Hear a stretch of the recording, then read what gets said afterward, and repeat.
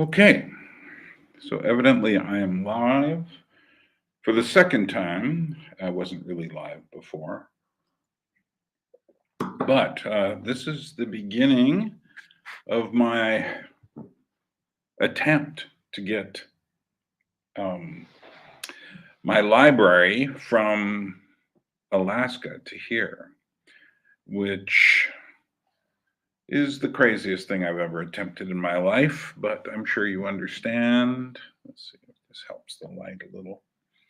Now, okay, wait, let's see if this upgrades it. That's weird. So I'm testing to see if I'm live. Okay.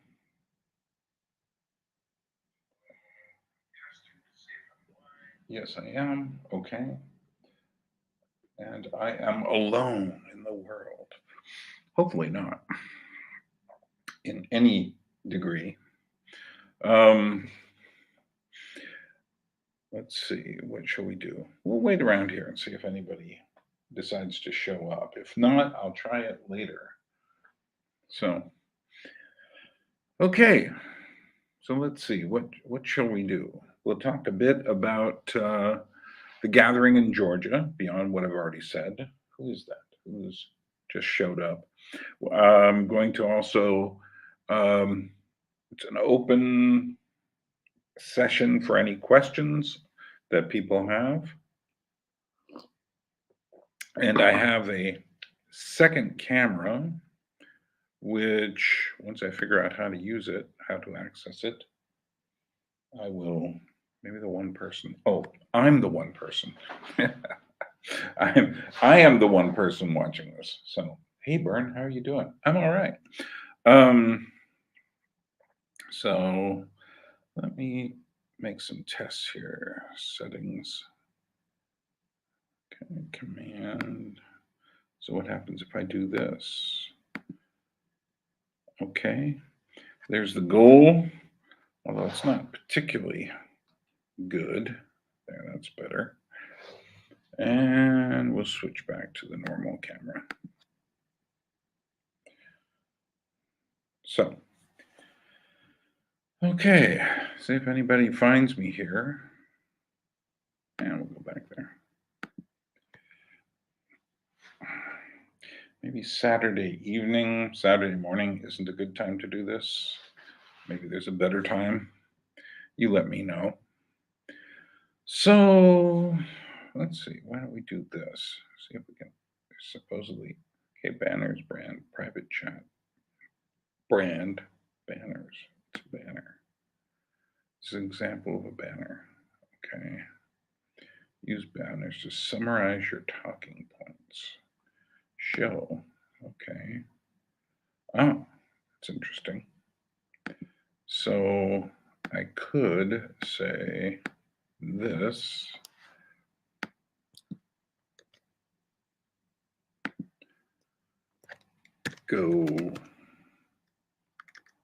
GoFundMe link.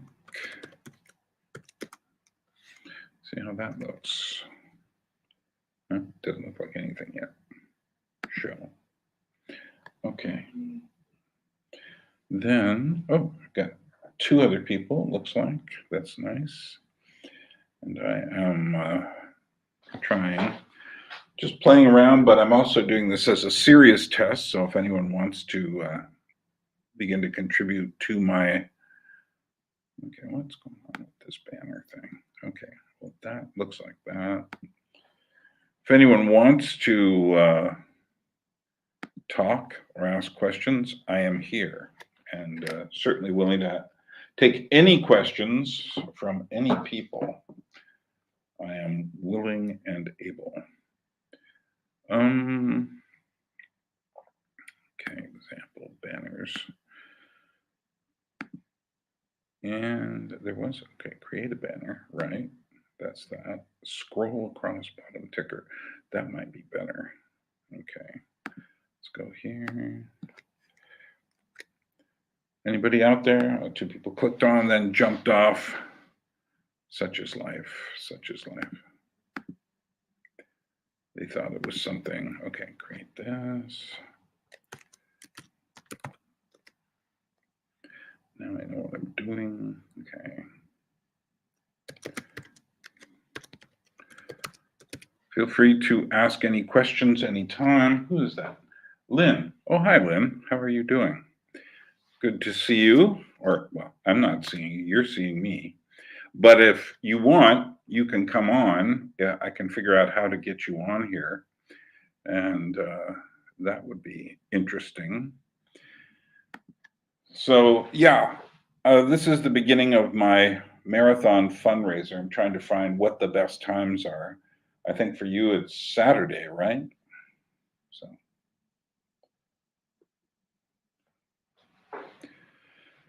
and it's the evening here in Georgia, in Tbilisi. Just getting back from my gathering in Georgia last week and trying to figure out. Oh, good. You're in my pajamas. Okay, that's good to know. Yes. So I won't force you to talk in your pajamas, but if you have any questions, even chat wise, feel free to ask. And where do you live again?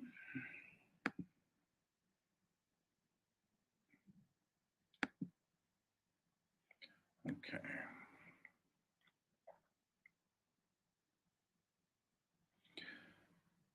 There's something else. I'm trying to figure out everything I can do here. I think there's probably a better day than Saturday for this. Okay, what's this? Ooh, add video clip. Okay. Here's the okay. Washington State, Seattle area, or in the east? Or are you in Vancouver area? Portland.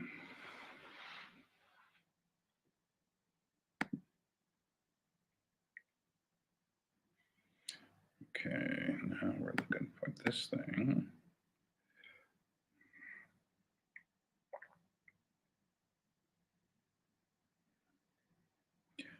Looking for something to put up here. This is really my second time. The first time I was just trying to get this going. The heart. Moses Lake. Is that like right on the other side of the mountains? Is that closer to Walla Walla? Okay, let's see here. What am I looking for? Okay, no. Greetings, Andrew. Good to see you. Springfield, Missouri. Why does Missouri have MO? I guess because MI is probably taken by Mississippi. Okay, I'm looking for something here. What is it? Oh, it's under A.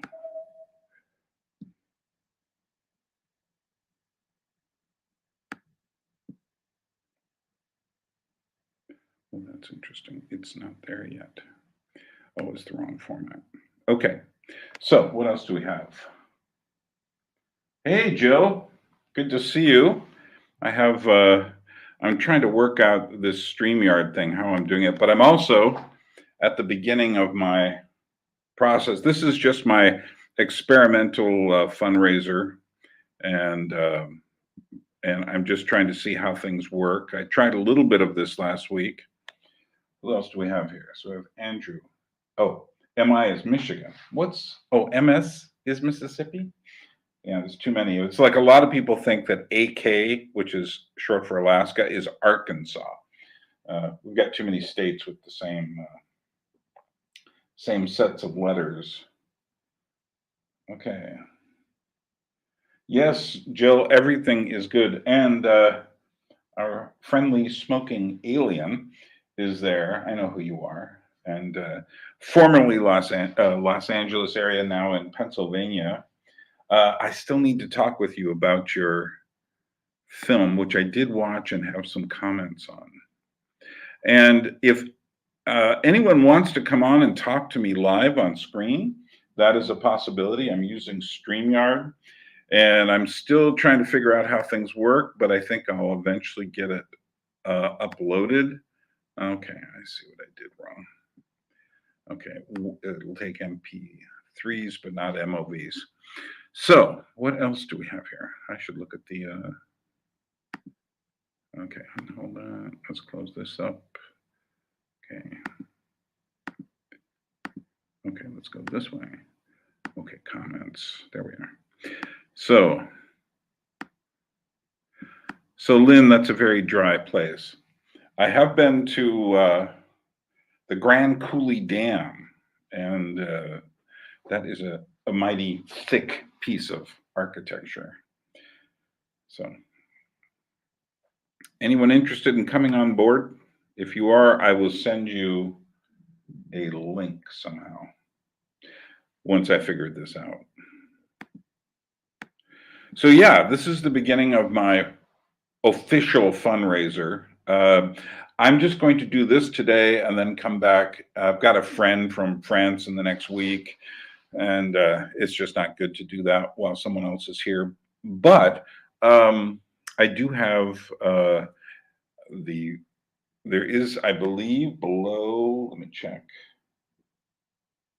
Yeah, in the description, there are places where to donate. You can either go through the usual PayPal or through GoFundMe. Ignore any money that's there. At the moment, we're starting with 0, and I've got to get to $12,000, which sounds impossible at this moment. But at the same point, I'm optimistic that things will work. So, let's see what else have we got here.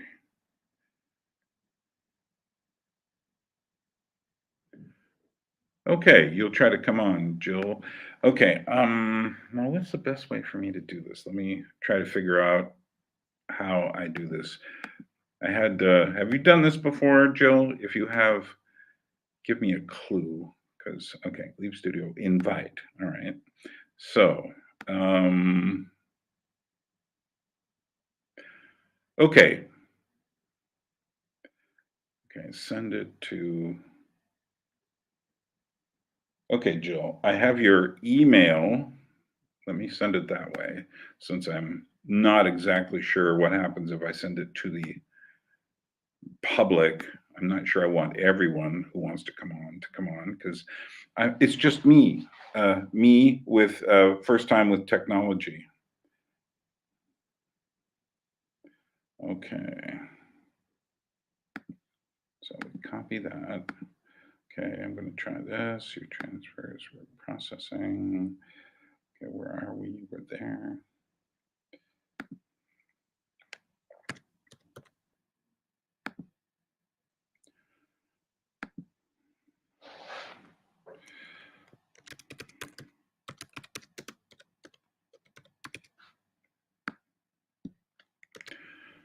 Okay, Jill, I am sending you a link.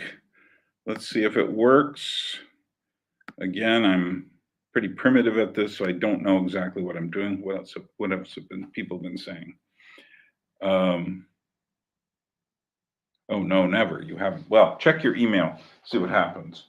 And I'll have to figure this out for other people who might want to come on because I can't, obviously, don't have everyone's email, but I have several, so that's good. Anyone who's contributed to me before, I have their email somewhere. And okay, so invite. All right, I've done that. Okay, so tell me when you're trying to do it, Jill.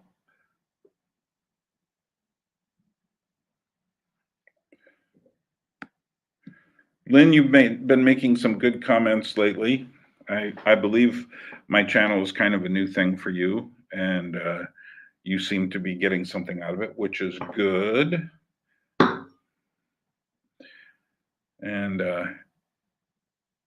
I'm putting out the second and last of the Gathering in Georgia videos tomorrow. It'll just be the, oh, there you are. It'll just be the visual part. I was going to put it now, but I'm wrong. There you are. So, hello, Bob. Greetings. Well, it hasn't been long since we saw each other, and How's life back in Switzerland there? Well, it's going well. I've Yeah, returned directly after I landed with the plane to school. So right. yeah, Jill was one of our 6 volunteers for the first test of a gathering in Georgia, and I think it was probably a pretty interesting time for you, wasn't it? yes, it was. It was. What would you say? You didn't talk as much in the discussion, and you sent me an email, of course, mentioning that. Did you have any further thoughts about what it might have meant to you? I don't know. I've always kind of a difficult time to understand what I want. So, To say, but more often than not, I'm kind of happy just staying silent sometimes because right, I do notice if I just want to press myself into doing something, I don't say the right thing. So yeah, I don't know. Like sometimes it's better just to stay silent and. yeah, yeah. Well, did it live up to what you were hoping? Yes, it was. We saw Arisioni the first day, and and for Yeah, me, it was already right, good. right. You could stop right there. Right, I understand. Yeah, the Yeah. first day. So I've got a visual edition coming tomorrow, where I took some of our videos and my photos and videos and kind of put them together to explain to people what we were doing. We talked about it, but it's hard to imagine. So Yeah. Kind of these crazy adventures of the that we were. I do think I will remember it for the rest of my life. So that's quite good. So yeah. so how is life in Switzerland now? Do you feel like is it odd being back after that period? Well, yes. You talked about like of Labrie blues after coming Right, back to where you lived, and I didn't feel it for the whole day because right. I then went directly back to school, so I was already back into my little daily life operations. And I don't remember if it was on that evening or the evening after that I had some. I kind of felt sad for a bit because I wasn't there wasn't the trust anymore that was built there in Georgia Hmm, with hmm. the people there, but uh, but then I remembered that it was fine. Actually, it's no problem not having this close of a connection with the people around me. So Right, right. Well, also, I think there's a difference between being in a kind of special environment and being in your normal daily routine. And I used to say it like this when I would travel for maybe 2 or 3 months and go to Europe to interview puppeteers for my longstanding Gravity from Above project. But almost to the degree that it was a great trip, when I got back, I would just crash back into the world.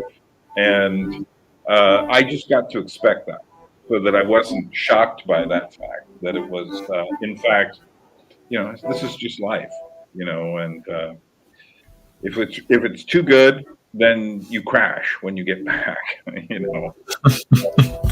yeah, and still you need to show like some devotion to your daily life. It's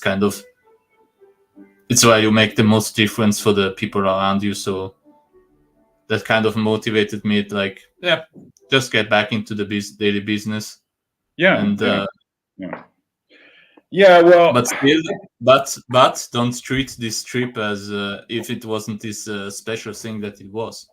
oh yeah, yeah, yeah. I think it was special for everyone, and that was my observation. I can always tell when there's someone who, from one reason or another, just is that kind of thing isn't connecting, and that does happen. Oh yeah, People, I've seen it being a tour guide, where there's someone who doesn't want to be on the tour. But this, of course, I hope, was a much deeper kind of thing. So, yeah. Like the kid that gets dragged to the family event and you just want to stay home. Yeah. Well, for one thing, I think just the distance and the inconvenience of coming to Georgia, you even from Switzerland, how long did it take you? Well, so I had to go to the airport. That was half an hour, and the prepared to go, that was another hour. So, and from Zurich departure to Tbilisi arrival, it was like 6 hours roundabout. Mm-hmm. So, yeah. Also, there was some delays at the. Right. But did you went to Istanbul, right? Exactly. And then you had hours of delays there. And yeah. And then finally you arrived early in the morning. So that's not exactly a convenient trip. It's not like getting on a plane and you go travel for an hour and you get on the train and you're home or whatever. And I think the fact that, for someone like Luke, that took days of his life to go through that. And I think just doing that makes it, it kind of makes the people who just want to do something just to do it, they don't come. The people who come want to come, and wanting to come is very important. Wanting to be there and to do something different is very important. Yeah. It wasn't like your standard trip that your travel agency would do. It was. Mm-hmm. Mm-hmm. No, I mean, you invited us. We weren't actually tourists that just invaded this country with our money and our bad habits. Right. No, and that was part of it too, because I've been thinking about how do we travel and what is the best way to travel. And for me, I did this list of 25 different kinds of travelers, and near the top are when you can come and you can actually start to take part a bit in that culture. So that was part of what I did, was to make it so that you would meet people and you would go to places. For instance, nobody who's a tourist would be able to get into a Riccione. Yeah. I showed the video of Riccione to many of my friends and colleagues, and it was kind of, oh, cool. Can I visit there? And I was kind of, I don't know, but we had connections. Yeah, exactly. I knew when the ballet was on because my friend was dancing in it, which is not the kind of thing. Normally, if you arrive someplace, you don't know that there's an event like that. That's more for the people who live there more regularly. And it's the same with the shadow puppet theater. How are you going to find them? They're in a basement of a large theater practicing, and there's a guard there. So fortunately, I've met all these people, and part of and there are other places we could have done. If there are some things I've thought about since then. If I was to do it over, one thing would be to do it as a. I think I made a mistake. We should have spent one more day in Tbilisi, and I actually had that planned, but I missed something, and so I had to make sure I fixed everything before we went. And but I had it actually planned one more day in Tbilisi and then go up there. Okay, what did you plan to do on that day? Originally I had another cultural thing planned, but I just got stupid. So this happens when you're planning. I saw that what was it? Yeah, I had to get in touch with the man up in hold on a second.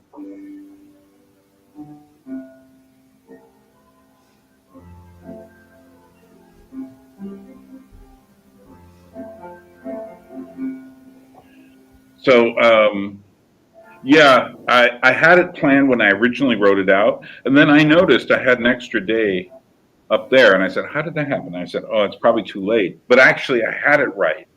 I just made a mistake in my planning of the lodging for everyone, so I had to get it Uh-huh. with the man up in Snow, the little village, to get him to open it, to say, is the day before open too, which I figured it would be. You'll notice there weren't a lot of visitors. There weren't a lot of tourists in that village.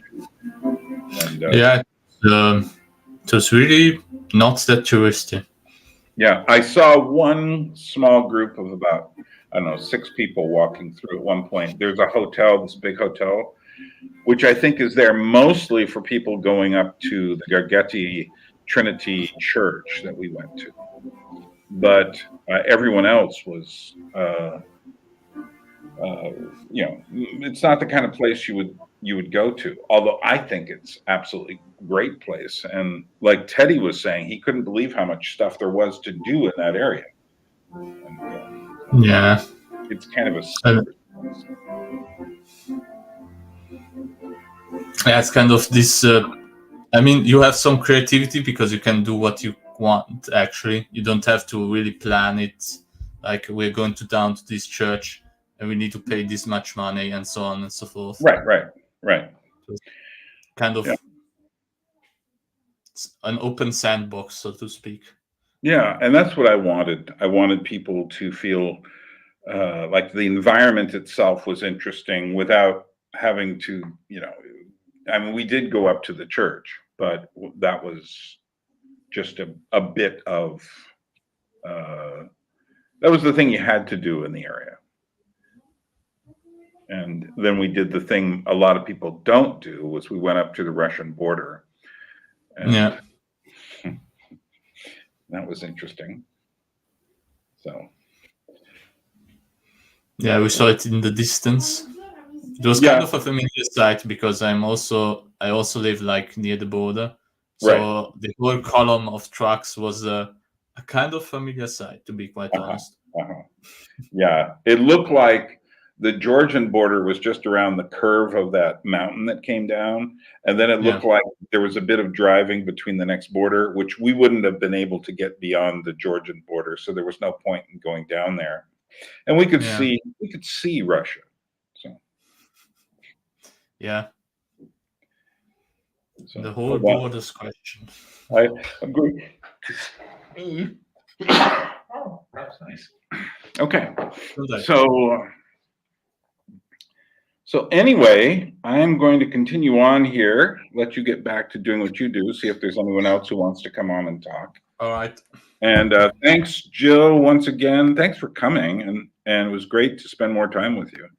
And I am thinking about, thanks for having me. Yeah, our group doing it again, maybe in not next year, but the year after, and we'll go to I have this other place which I think would be really interesting. So, and eventually I'll have more places because there are many more places here. So, but we'll still do the Tbilisi cultural part in the beginning because, of course, I've just touched the beginning of the cultural part. So, oh, I see. Yes, there's plenty more. So, have a nice evening, Bern. Buona notte. Is that the right one? Okay. Yeah, it's exactly right. Okay. Well, all right, so this is Bern. I am back. I don't know if anyone wants to come on and talk. But again, this is me starting to do these marathon sessions where I start to get people thinking about where helping me with raise the money for getting my stuff, my whole library from Alaska to Tbilisi here. And at the moment, I'm at 0. And I have below you in the description page, there are 2 links. One is for PayPal and the other is for GoFundMe. And right now, let's see, what have we got? Let me show you. I've got another, where is it? Settings. Yeah, here's my other camera. And this shows you what I'm actually working with. So I've got to raise the money for a freighter with a container from Seattle in Washington, all the way, I don't know which way they're going to go, if they're going to go over the Pacific Ocean and around to Poti in the Black Sea. Then I've got to get the container from Haines, Alaska to Seattle. So that's $6,000 to do that. And then, and I've talked to the people here who are going to take care of that for me. Then there is another company that will probably cost around $2,000 to get it from Alaska to Seattle. That's 1,000 miles, about 1,600 kilometers down the coast. And then from Poti to here and customs is going to be another $2,000. The customs is a wild card. It can go all over the place. And then I need the airfare to get there myself and to get back. And that's another $2,000. So it's $12,000. I don't know if I have that much goodwill out there. I would like to think there are some. But one goal at a time. The first one to think about is the trying to get the cost from the freighter from Seattle to Poti. And so if anyone is interested, there's a PayPal link and a GoFundMe link. The GoFundMe link will give you a tax-deductible receipt. So meanwhile, let's see, what are we doing? And I have got, okay, what are we doing? Oh, someone just sent something. Oh, Jill did. Nice of Jill. What did he do for us? $100 US. Okay. Well, here's what we're going to do every time we get a little money in. I am going to go to the other webcam and I am going to put $100 towards the 6,000. Do this manageably, one task at a time. So I will just put Jill next to this. If you don't want your name to be known, then just let me know. That is probably going to fall down. But anyway, it's a good way to begin. Molto bene. Thank you. Grazie, Jill. I really appreciate that an awful lot. And let's see. Let's go back to my camera here and say hello again. And let's see what we're doing.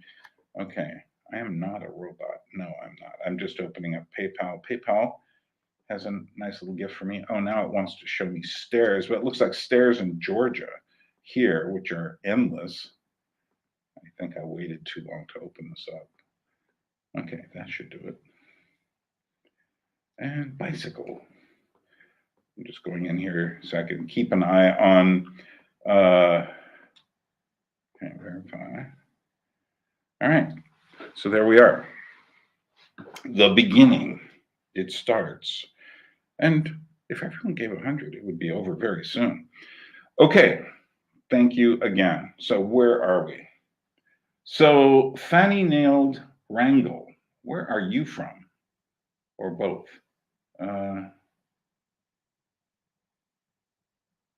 Okay, I don't know, you were commenting on something I said. Just a fan. Fanny Nailed Wrangle. Is that supposed to reference something? Possibly. So, meanwhile, I was going to show you some of the footage from my trip, which I'm going to put up tomorrow, but I realized I have it in the wrong file format. It's in MOV. But meanwhile, let me show you this while you're waiting. This is, I have a new channel which will be active very soon. I've written my first video for it, but I'll make an introductory video. But let me show you this first. This is... We're going to devote our energies to sports and gardening, all the cultural pursuits as far as they're concerned. In fact, we're going to put the goons to sleep.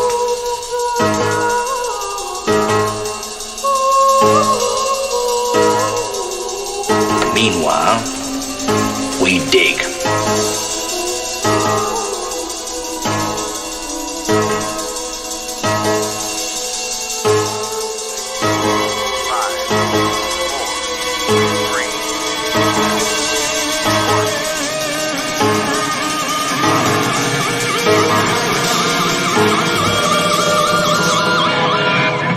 we go again.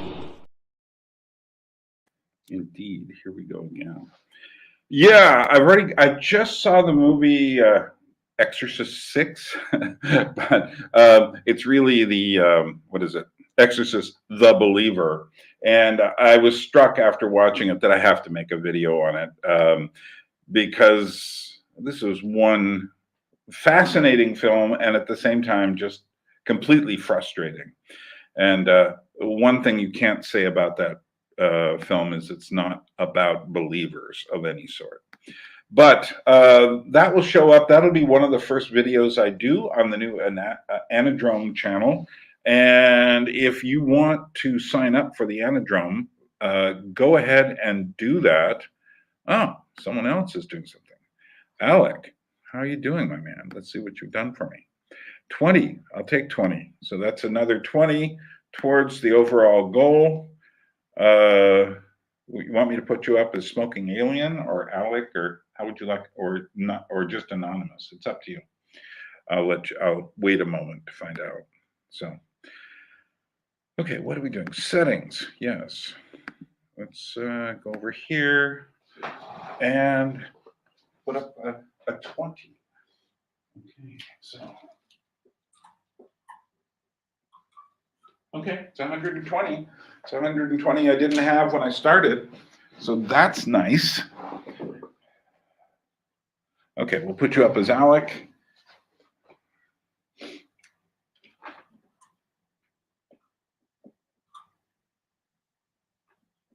I've got to work this out better. When I really start doing this in November, I'll have worked these bugs out. I'm trying to figure out. I like the idea of having something to write on because I used to do this. I worked at a radio station in Alaska. It was an NPR station, but I got away with murder. When I ran the station, it was not a normal NPR station, which I am very proud of. But let's get back to Burn. But we used to have a board we would write on. And there's something about the idea of just writing on something. I could do that as some sort of file, but I like the writing. There's something tactile about it that's really good. So thank you, Alec. I really appreciate that. Every bit helps. So if you only have $5, the $5 is fine. And if you've got 5,000, that's even better. But we'll take it all because for some people, they don't have much money. And that little bit of money is worth more than the person who's got tons of money. And it's just like saying, but for that person who has tons of money, the GoFundMe page that you can donate through is tax deductible. So actually, let me go look over there. I haven't looked over there yet for a while and see what's going on. And but I'll tell you a little bit more about the channel. Anybody over here? 28 minutes ago, James Johansson. Nice, nice. So you didn't write anonymous, so I assume you're not. So $15 US. So yeah, let me go back here. And it would be nice to have like a staff to help me with this. But alas, I am a poor, what am I? YouTuber? No, I'm more than that. So we'll say James and 15. So again, every little bit helps. So we are now at 135 towards the $600,000 goal. One of the things I've noticed is the more you get, which is to say the hardest ones to get are the first ones. Someone has to break the ice, and then you kind of get into a rhythm. And then what happens is that the rhythm kind of gets, there's always a lull in it. And I did this one fundraiser for my puppet tours that was just, I couldn't get to $5,000. And I've done much better than that about 3 years ago here. But I just couldn't do it. I just couldn't get any further. And so as a result, that just sent me into this downward spiral, which was actually turned out to be a good thing because it got me ready for some very difficult times in my life that were coming up. So what I did was I used that period to kind of examine myself and to ask questions. And by doing that, when I faced the serious stuff, which involved my mother passing away, I was ready. I didn't miss a beat on that because I'd already dealt with my personal stuff. So even when things get difficult, you just keep going. The one thing you don't do is stop. All right, so see if there's anyone here who wants to come on board or anything like that. If you're there and watching, I know I've got 7 people out there who are keeping me on in the background. If any of you want to come on, you may. And I think the best way for us to do that would be to have you go to the About section of the channel and write to me at Reckoning Motions. And okay, there's a new comment, I think, or is that an old one? Alec is fine. Yeah, we know that. Alec, you're fine. I told you. All right. So let me tell you a little bit more about the Anadrome channel. Anadrome obviously is related to anadromist. The drome is a place where things go backwards, but we're not going backwards as much as we're fighting against the stream. So I don't know if the analogy works perfectly, but I like the title. I've always used that as another part of it on my channels that I've used it on. And I decided, I have a video on this, but I decided that I need someplace to concentrate, particularly my commentary on visual things. So it will be for movies, television series, but also for art and for music, which is less visual, although these days music is very visual. I've actually been thinking a lot lately about Madam Taylor Swift. She's got this new movie that's come out, and she managed to get it into the AMC chain of theaters all by herself. The main companies wouldn't touch it, so she's done it herself, but it's making tons of money now. That in itself is interesting, just on a, say, commercial level. That is, she's gone around the system, which does open the doors for some clever people to make smaller budgeted movies and find a way to get into theaters if they can guarantee some sort of audience.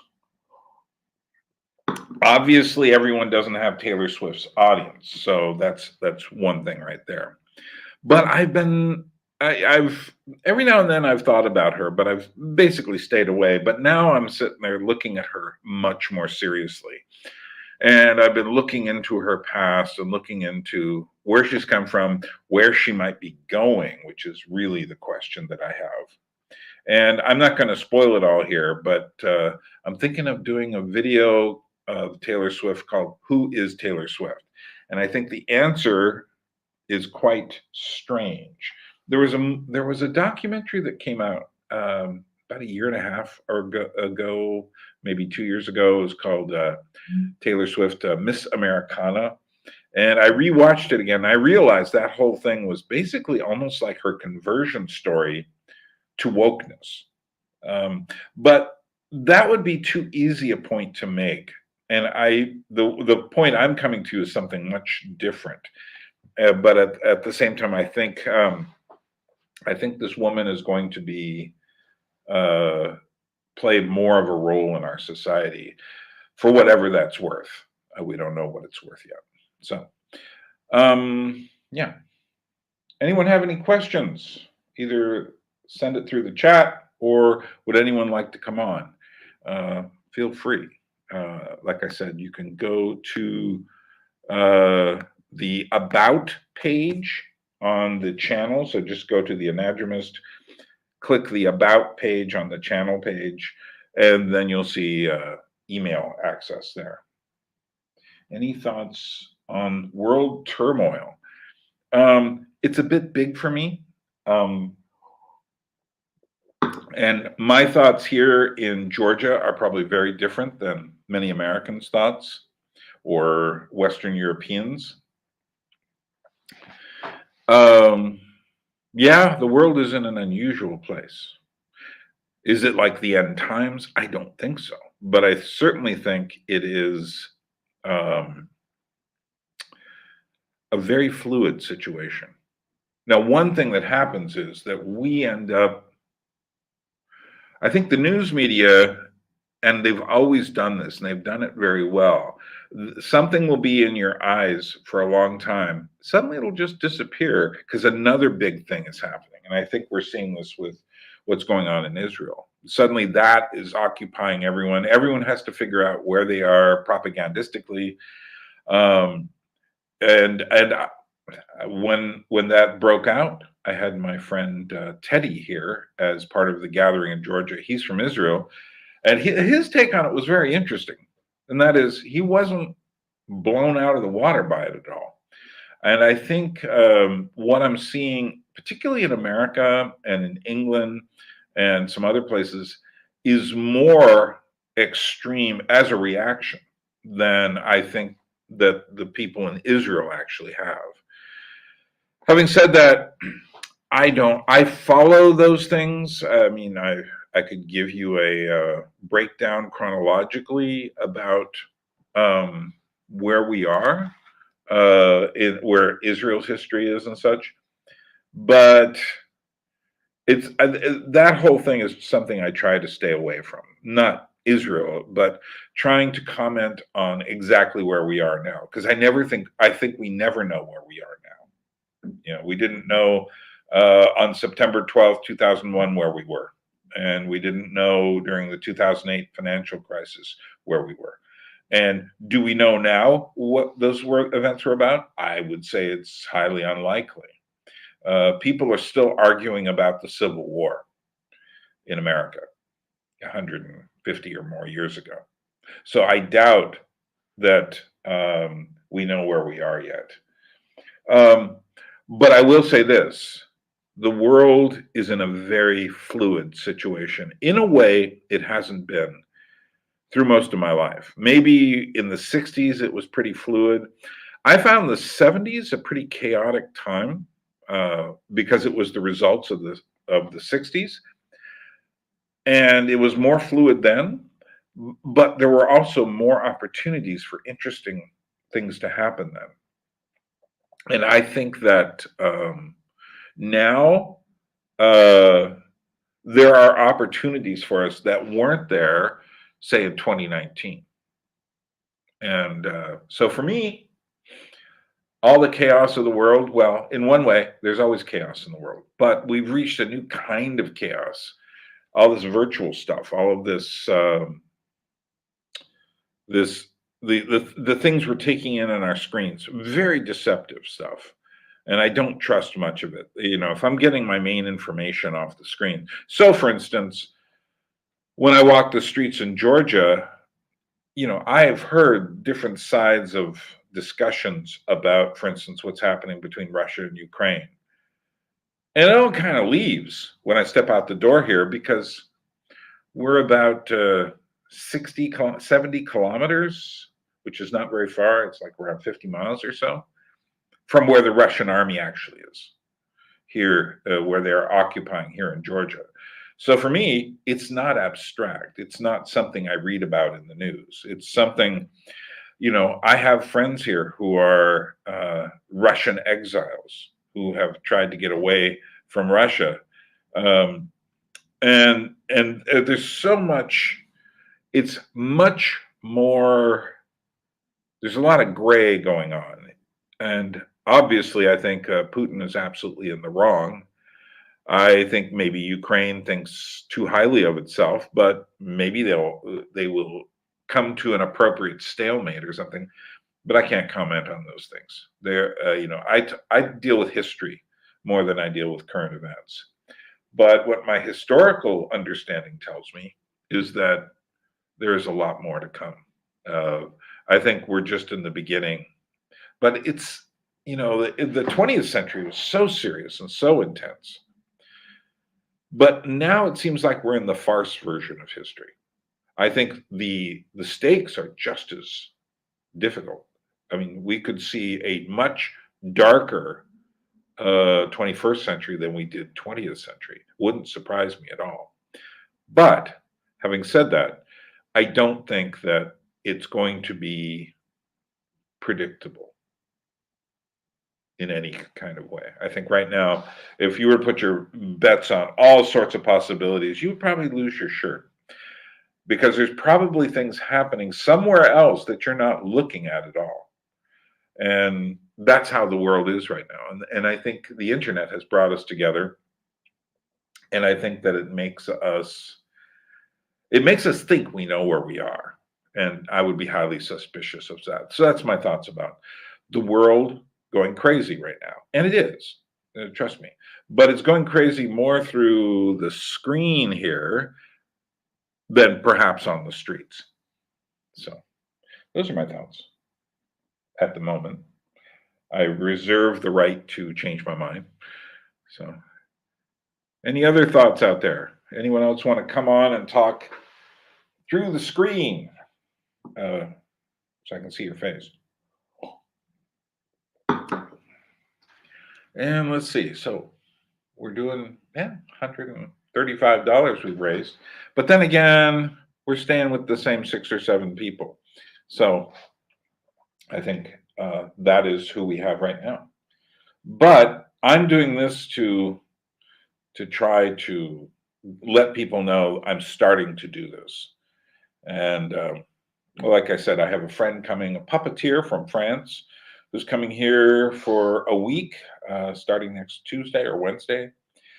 And I'm not going to do anything then, although I'm thinking I might do something with her on my Gravity from Above channel and see what happens that way. But okay.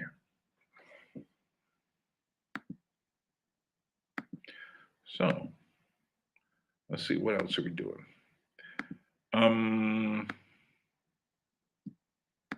Any other questions before I start to ramble on?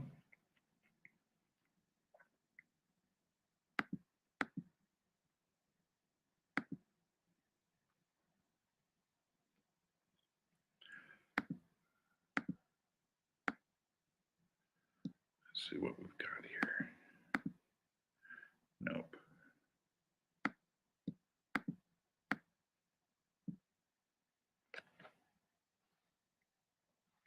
Who else is there? 7. Someone just entered. Anyone else out there want to say hello? So, yeah, we're in an odd spot.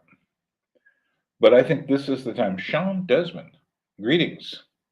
But I think this is the time to start thinking about doing new things. I think creative people need to grab a hold of this moment of fluidity.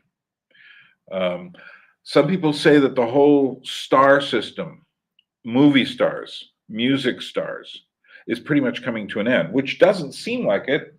Who else is there? Greetings from Holland.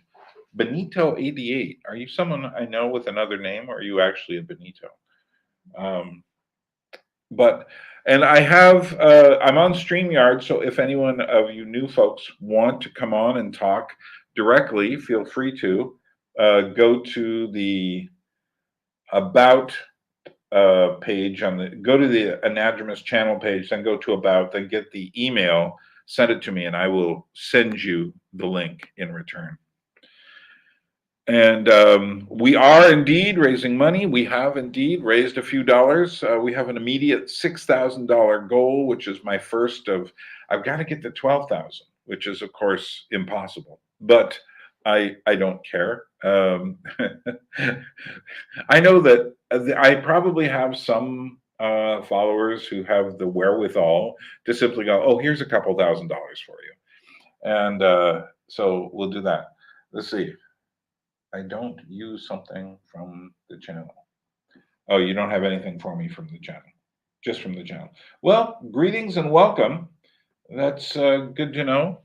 But like I say, if you do want to come on and talk, I'm here. I don't do this very often. So, what was I just saying? I was saying something. Yeah, the idea of the reason I did the gathering in Georgia isn't because I expected these 6 guys who showed up to go out and change the world. I just don't see that. I don't think we're in a place where movements will solve much. Although we need more, what shall I say? We need to trend away from certain things. We need people who will question their media use. The people who will question, the kinds of. It's too easy to spend our time, and I'm just as guilty of this as anyone, to spend our time just glued to the screen looking at things.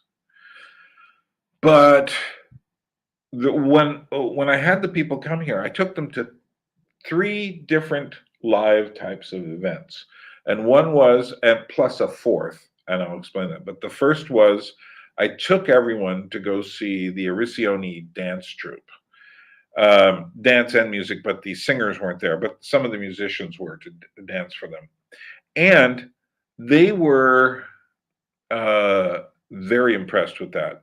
And there's something about, I mean, we were watching in their practice room, so they were literally dancing like 3 feet away, a meter away from us. Sometimes they just land right in front of us. And tomorrow I'll be putting up a video that has the actual some of the footage from there. So let's see, Sean, my man, do you mind if I use your name? Just write Sean, because what I'm doing. Thank you, Sean. I really appreciate that. And what I'm doing is writing the names down as soon as they come on and switching cameras to, oops, don't do that. Burn, what did you do? Start it again. Okay. I just discovered what that function does. I'm still new to the StreamYard thing. So I'm going over to this webcam, and this is the board.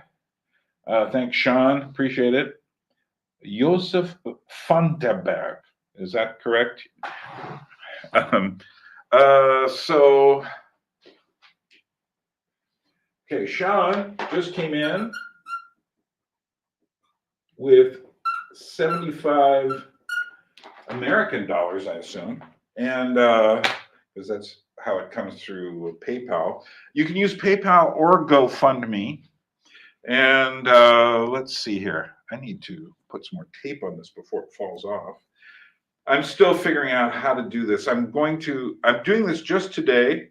Then I'm going to take a week off, think about what I'm doing. And then once my friend leaves, I'm going to start up again through the month of November. Because, hey, we just raised over looks like $210 or so. So that is not bad. And considering that wasn't there when I started. And see, I can't do the, what should we call it? I can't do the super chats, which is how a lot of people raise money, simply because I can't make any money directly off of YouTube anyway. It's this whole thing where in order to do it, I have to be at at my bank in Alaska, and I have to receive mail there live, go to my bank in Alaska and give them this thing, which I can't do because I am, I don't know, what am I, like 10,000 miles away? It is a little, okay, so Sean, have you discovered any musicians or writers in the past year or two that you love? Of course I have. You stay there. Let me do this while I'm going to go look and see if I can bring you anything. I just picked up the brand new Gogol Bordello album, had it sent to me, and just started listening to it. And they're in more of a punky mood, and I think the whole Ukrainian situation, since Eugene Hutz is Ukrainian, I think that kind of galvanized him. So I'm interested to hear what he has to say there. Hold on a second. What am I doing? I am Okay, I had an idea. Okay, try this. Okay, let me do this. Oh, famous puppeteer in Holland in the 90s. Do you know the name of that? Is in the 80s and 90s. Who is that, Benito? See if we can find the name of that person. Is Henk Borwinkel? Is it Henk Borwinkel? Okay, let me see. Okay, I'm looking for anything that strikes me as new and interesting. I was always new and interesting stuff. Part of it is I'm not looking for the new, except for movies. I'll go to new movies. But I'm not looking for new as much as I'm looking for discoveries. So, Josef Vandenberg. No, that's you. Oh, wait. Okay, what's going on here? Oh, do you know Josef Vandenberg? That's not you. No, I don't. Was he in Amsterdam at the Marionette Theater there? Or did he? Do you know what town he was from? I probably have some reference to him somewhere. Right now, I'm reading the book on the history of the Jesus people called God's Forever Family. And I think most of you, many of you may know this, but that's actually my history. I became a Christian through the Jesus people, and it was an interesting time. And I watched our group kind of descend into kind of a culty thing. And I think that, thanks, Benito. I think that that's probably the best book I've read on this subject. And what's interesting is particularly as I'm reading, I'm going like, oh yeah, I know all these people. So what's interesting to me is it's not simply a book about a subject. It's in history, it's my history. And that's what's really important, is that for me, these are not abstract people. They are people I know. Okay, Sean, let me think about musicians. Yeah, well, last year when I went to Berlin, and I picked up 2 sets of German music one from the 1970s called Krautrock, and it was about 8 CDs worth. It's on the Bear Family label, which is this excellent compilation label. And this was all the 70s music, ranging from kind of rock stuff, people imitating what the British were doing, to the first real electronic music. So people like Klaus Schulze and Tangerine Dream and Rodelius and Mobius and all these kinds of people. So that was really fascinating, which then inspired me to pick up a couple of CDs of the stuff I don't have, or some of it I have partially in Alaska. And one was I wanted to get a Nico greatest hits album. If Nico sang with the Velvet Underground, probably the most depressing singer in history. And I would put her up against anybody for that title. But then the second one was another, same company, Bear Family. It was called Neue Deutsche Welle, NDW, which is all the German New Wave. So, which sounds radically different. Some of it is very popular. You probably know 99 Luftballons and that sort of thing. But some of it is also quite punky and extreme. So a very interesting compilation. So I've been feeding on those. I also went through a gospel binge because I started thinking about doing some sort of video on the subject, but it's so deep, and then it becomes really shallow. So what I'm probably going to do is a gospel thing that deals with the origins, goes up to the 50s, 60s, and then in the 70s it starts to taper off to become what one black guy I saw commented said that's when gospel became like nightclub music, which is sad because the commercial effect happens to everyone. So yes, Nico is one of the best. I just listened to that album again, her greatest hits yesterday. It ends with her version of the Doors' "The End," which makes Jim Morrison's version sound really chipper and happy. It's just so, and there's this part in it where if you know the song, he goes into the room where his father lives, and then and then he goes to where his mother is. And Jim Morrison goes on this whole kind of like Oedipal kind of raga rant at that point. She just opens her mouth and it sounds like the nightmares of hell are coming out of it, which actually really fits the song. And I just thought that was pretty interesting. But let's see what else. Okay, so Benito, what have you got here? Title of a book about him, Josef Fundraiser, from puppetry, from from puppeteer to actor, from Christus. What is Christos? And is that book in English or Dutch? Answer those questions while I'm looking for some other stuff.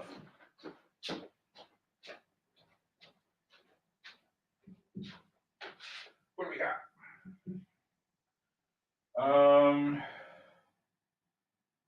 Okay. Just had it. Where was it? Oh, no. What? I'll be there. Okay, here it is.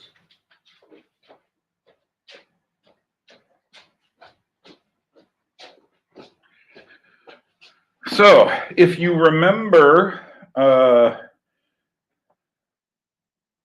thanks, Sean. I really appreciate your help. And like Sean just donated $75, bringing us up to about $210 towards our initial $6,000 goal, which is to get the freighter from Seattle all the way to Poti in the Black Sea in Georgia. So you can help too. And one of the ways you can do it is go through the PayPal link below. Also below, if you want to donate and get a tax-deductible receipt, try the GoFundMe page will do that for you. And it's still active. Don't worry about any money you see there. A lot of that, there were people who, for instance, sent me money for the gathering in Georgia for me to pay everything before they got here, the food and the lodging and such. So that's where you can donate, but that's nothing to, the amount there has nothing to do with the amount here. And okay, so it's a Dutch book. I've been told I should learn Dutch. So here's something I want to show you. And this kind of relates to art. What does relate to art. I just found this book. It's, who did this? Hold on a minute. My eyesight, you know, they don't tell you when you age. Things start happening to your body, and one of them is my eyesight. So what is the name of this? Cernusos, Cernesis, or something like this. Anyway, weird name. But this is an interesting book I picked up called Geek Art. I can take away the word celebration and just say this is related to the kinds of things I was dealing with in my 21st century cargo cults. And it's this a lot of these are illustrations and other things from Teletubbies as fine art. So Teletubbies with skeletal masks like from Mad Max Fury Road. I think that what it is that, and this dovetails in with what I've been thinking about Taylor Swift and what's going on with her massive binge of movie making and concert going, is that these are our idols. You know, so the art now comes to reflect the thing that is most important to us. And what is most important to us are all of these references, cultural references, again, cute art, amazing book, scary, absolutely scary. They said it's a celebration. I think it's scary as hell. So, but that is where the mainstream culture is, and the geeks have essentially taken over the world. How's that? But yeah, so Again, why am I here? I'm here because I am trying to raise. Ultimately I have to get $12,000 to bring my stuff from Alaska to here, and I really need to do it in 2024, preferably the first half of 2024, for two really important reasons. Reason number one: in July, my residence permit runs out, which is not an emergency, but I'm not, I can't, I am fairly sure I will be able to get another 5-year residence permit. But I can't guarantee that 100%. And if I have the residence permit, when I bring my stuff in, they will not question it. But if I don't, they will, in a very different way. So that's the first reason. The second reason is I really want to get my stuff here before the next American election is finished, because I don't know what's going to go on, but I don't think it's going to be pretty. And I just have this, there's just this thing inside of me that says, get it done before then. And you can make up whatever reason for that. So if you feel like donating, there's a PayPal link below. And for people who want to get tax deductible receipt, there is indeed the GoFundMe page is still active, which I am very grateful for. So, and we did have James Johnson give $15 through there, so that's good. And for some people, it'll just be easier to do that than through PayPal. So think about that. The initial thing I'm going for is the $6,000 of the freighter from Seattle to Poti. That's the big chunk. And so we've got $210. Think about it. But anyway, I continue thinking about culture. And this is the reason I'm starting the Anadrome channel, is because I think there are possibilities now. I think certain doors have been opened that are open now that were not open, say, in 2019. And so I am using that door. I am opening that door and seeing what happens when I get through. So there. Okay, so just a reminder, PayPal and GoFundMe. The GoFundMe link is right there. And yeah, think about it. And if you have any questions, this is a good time to ask. I'm just going to be hanging out here for how much longer? Maybe another hour. So I'm just, I have to do this. It's part of paying the piper, as we say. It's part of doing what you have to do.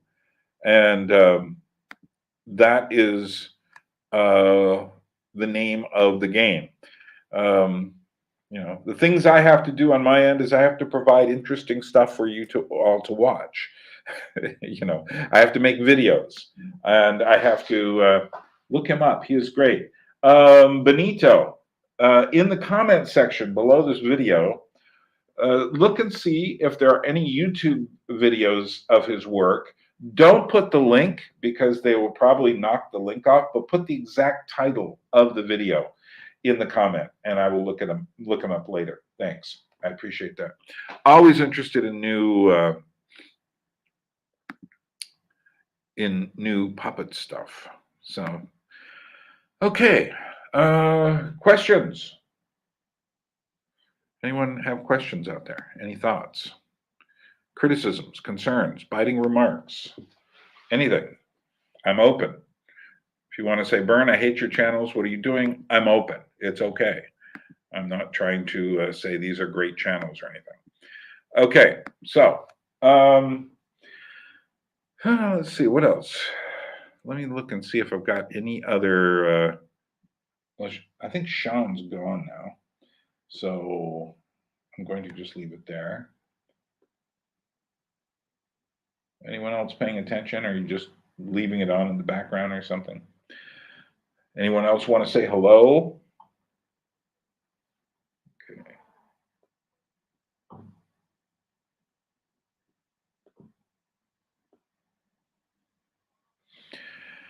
Okay, so me see something here. And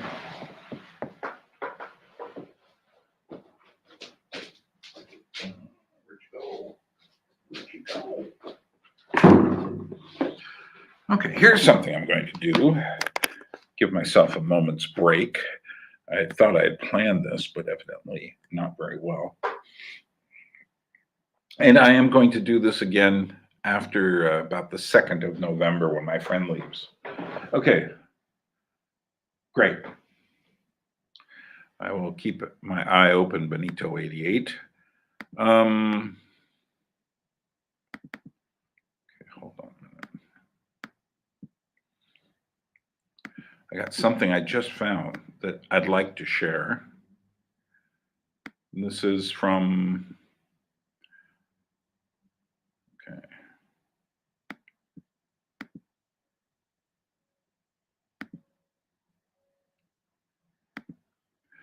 Okay, this is a piece of gospel music that's really surprising to me. And it's from a place called the Shiloh Institute. And this was from 1988, actually. So it's not that old.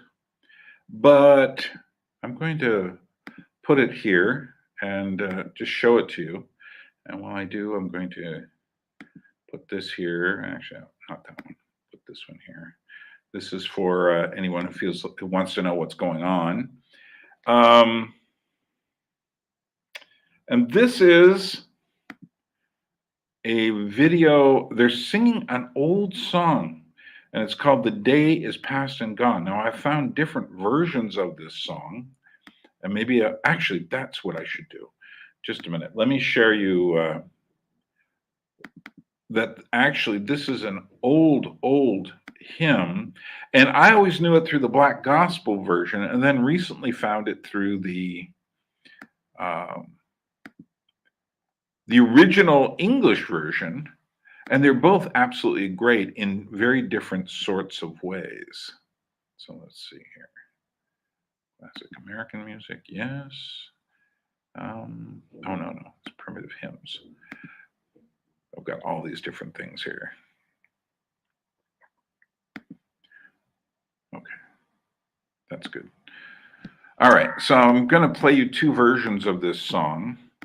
And this is just great stuff, and it deserves a wider audience. So this is the first. This is called, interestingly enough, well, they have the same name but different names. So they're called "The Day Is Past and Gone." So what do we got here? All right, and let me load up this video here.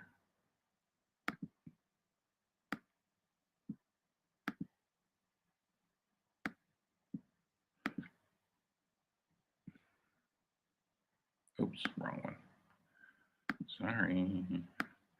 Sorry, I'm trying to put something up here. Okay, add video clip.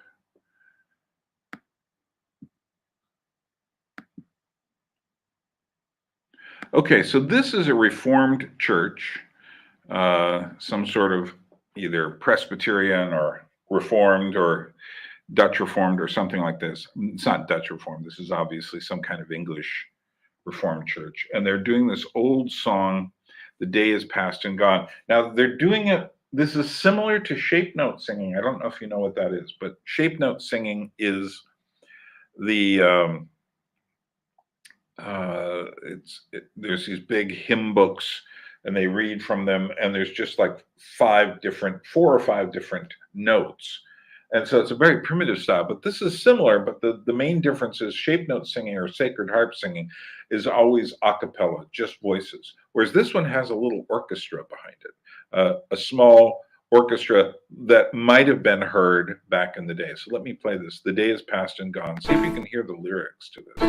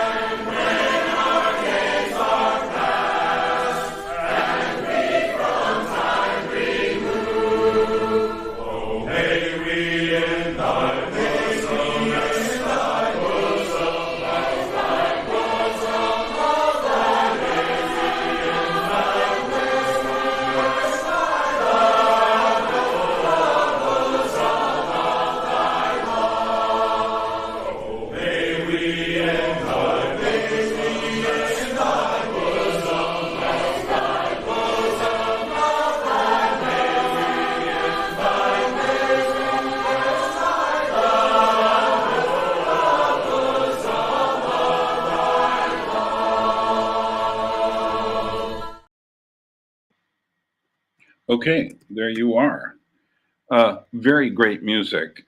Old school hymn, which to me rocks compared to the kind of music that people tend to have today, which has rock instrumentation, but it doesn't have the intensity of the rhythm there. And okay, let's see what we got here. Ooh, someone else is ponying up a little money. I like that, ponying. Iskander. Do you mind if I use your name, Iskander? And I'm going to write it up on the board here in a moment. So that was 5 from Jordan. Okay, I can deal with that. So, but here's what I want to play for you. This next one is the same song, but they are separated. That is like a, I don't know, 17th century version of that song. It's a great classic old hymn. And originally they were done as call and response patterns. And the version I have of this that is by the Shiloh Institute, The Day is Past and Gone, same song, worlds different. This is the black version of it. Now, the reason why the black churches and the American church and the white European-oriented Anglo churches, we'll call them, have the same songs is because in the late 18th century, the whole notion of radical racism hadn't really reared its head quite to the degree that it would in the on-ramp to the Civil War in America. So at these revivals, black and white would be together, and this is where they got a lot of their songs from the 17th century, particularly in the Great Awakening. So this is the same song, Shiloh Institute, Day is Past and Gone, and this is absolutely incredible. I thought that last version was really great, but this version is just incredible. I have probably about 5 or 6 versions of this song, and at least 2 of them are among my favorite pieces of music ever. This is not one, but it's up there. It's not quite at my favorite listing. Iskander, do you mind if I write Iskander next to your contribution? I'm about to switch over. In fact, let me do that now while you're all thinking about it. Okay, go in here, switch to the other camera, and then we're going to add a little more money. Turned out that James Jordan only gave me 5. 5 is better than nothing. And but I'm going to go and add. I'm just going to write ISK and write $25 if you want to. Okay, so ISK and then $25. Okay, so that's 210, 235. That was 235. I didn't start out with, and you know, it all adds up. And I've got over 2,000 people on the channel. How many of them actively pay attention? Hard to say, but anyway, I'm very grateful for everything I get coming through here. All right, so let's listen to that. I'm going to use that as a restroom break for me.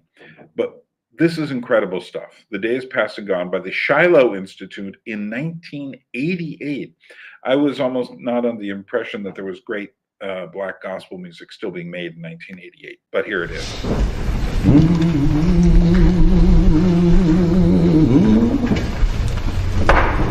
What I did,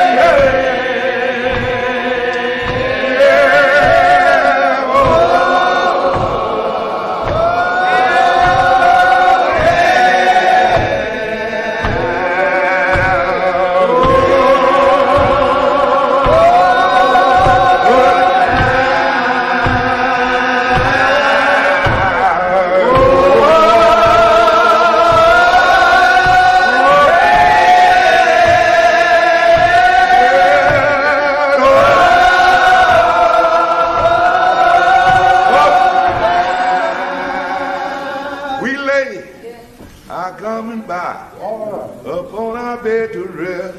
Oh,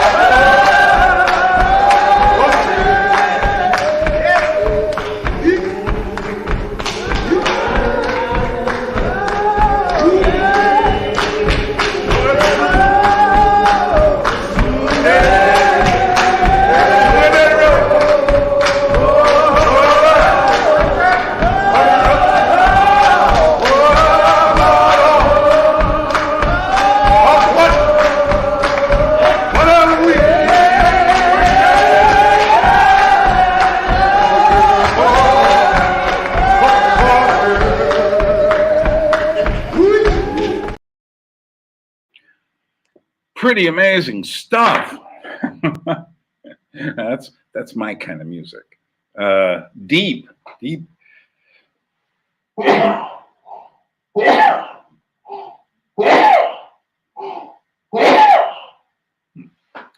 Should have let it play a few more minutes.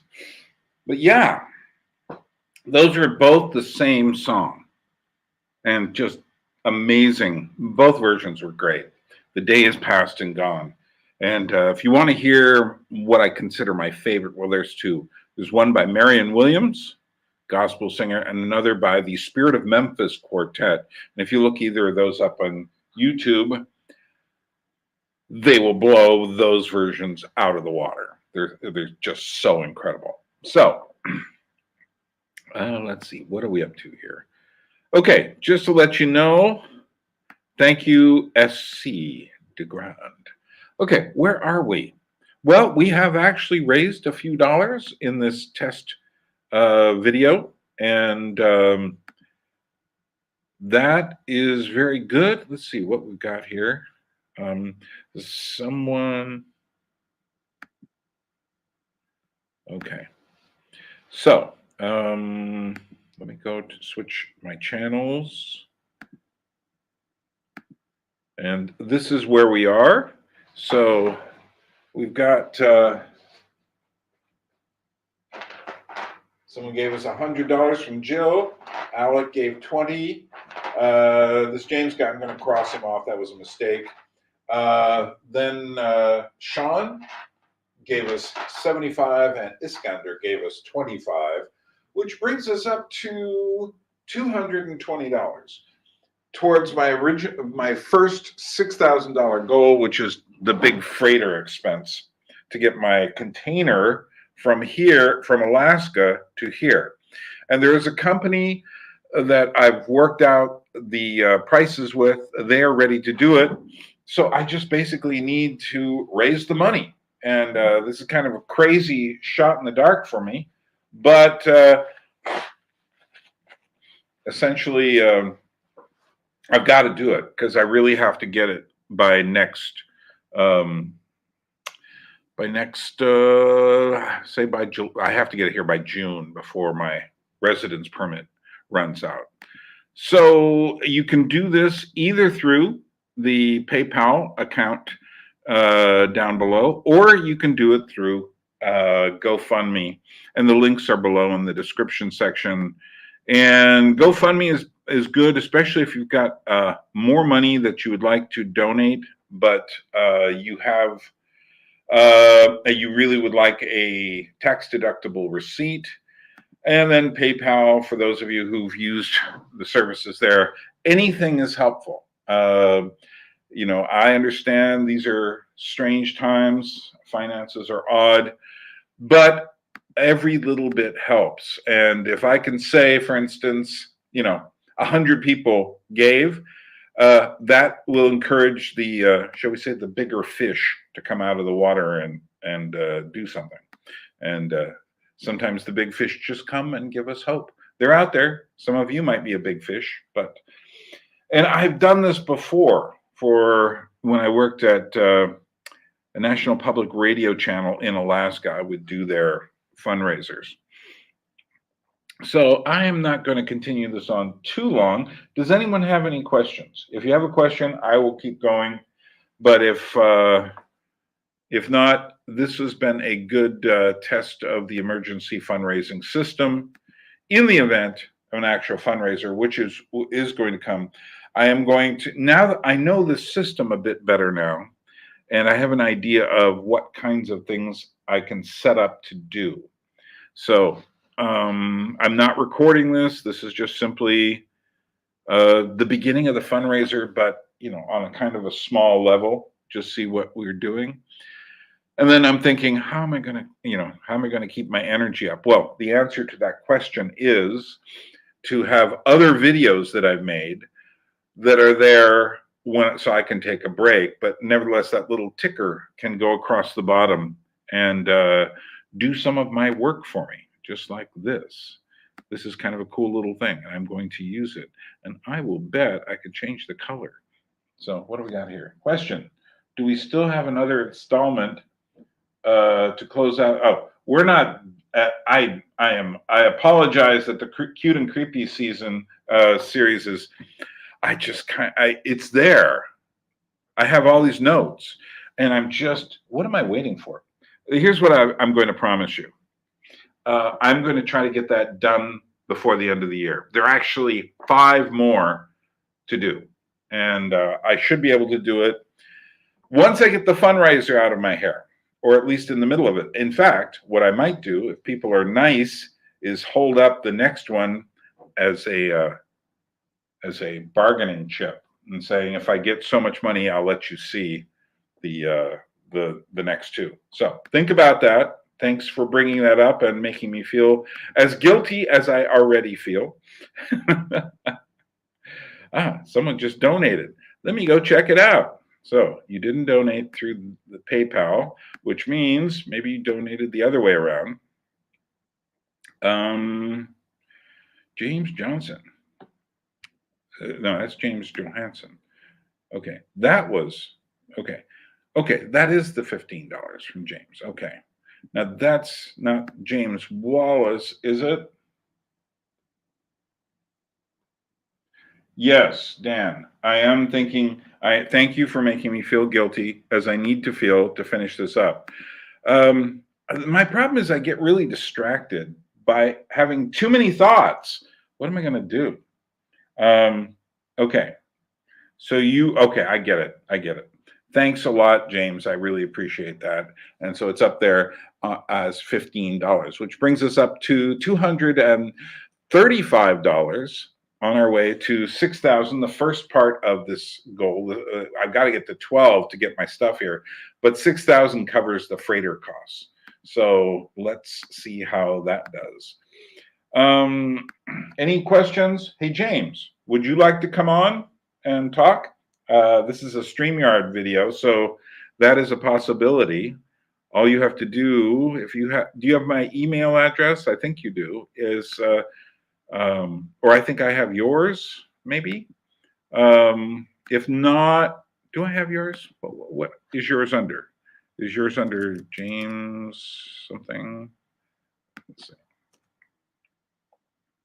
James Lee, James, no. Okay. So James, I don't see your email, but if you'd like to come on, say, yes, I would like to come on. And then I will, and then if you want to, go to the channel page, then go to the about page, the about section, open it up, get the email from there, and then send me a link, and I will send me a link, and then I will send you the link to come on and spend a few minutes talking. And I'd like to talk with you about your channel, James. This is free publicity. So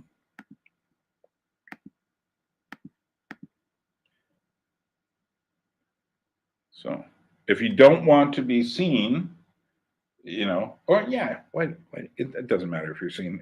Even if you just are a blank page, that's fine with me.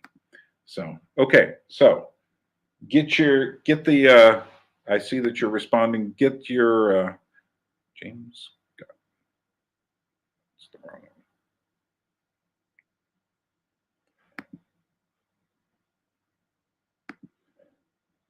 Okay, so we'll have a little bit more conversation.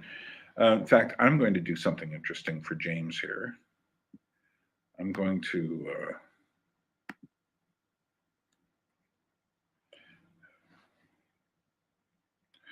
20th Century. He has a new channel called 20th Century Music and Arts.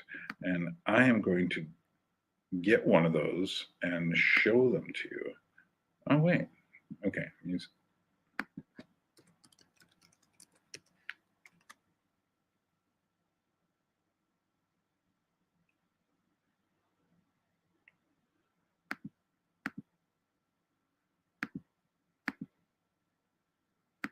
Okay, so James, have you found my, go to my channel page, go to the About section, get my email address there, reckoningmotions@yahoo.com, and then send me an email, and I will send you the link.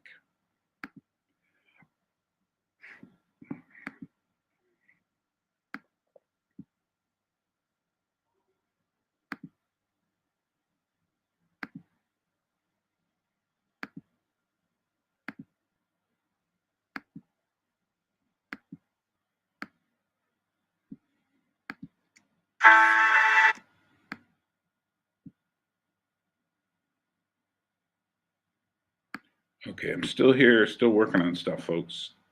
So this should be interesting. I'm getting something ready for James to come on here. How did that download? No. What's that? Nope. What's that? Nope. Ah, there it is. So it's like. Welcome. All right. So. James, you coming on? Okay. Yeah, just hit the email thing. It's Reckoning Motions. Let me put it here.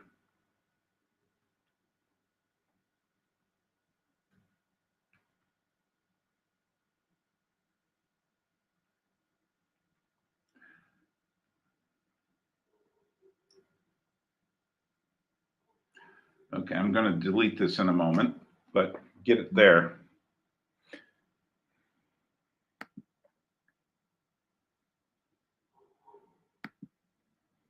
When those are hidden, you just click on it, and it'll ask you if you're a human being, and you can get through on anyone's channel if they have an email address.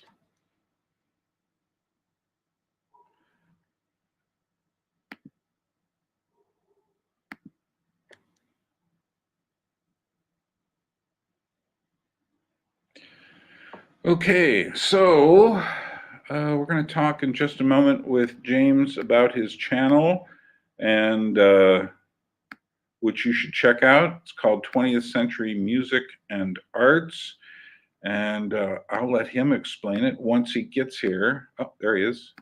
Okay, there you are, James. And now, hold on a minute. I have to get an invite. Copied. And let's see, reply.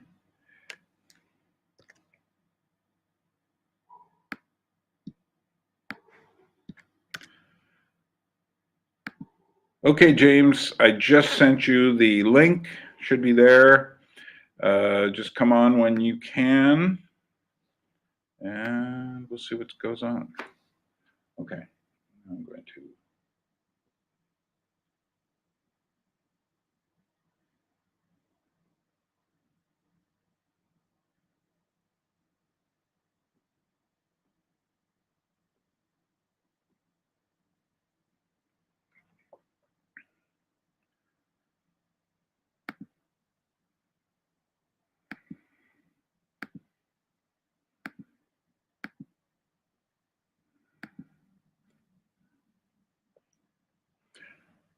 Okay, are you trying that link?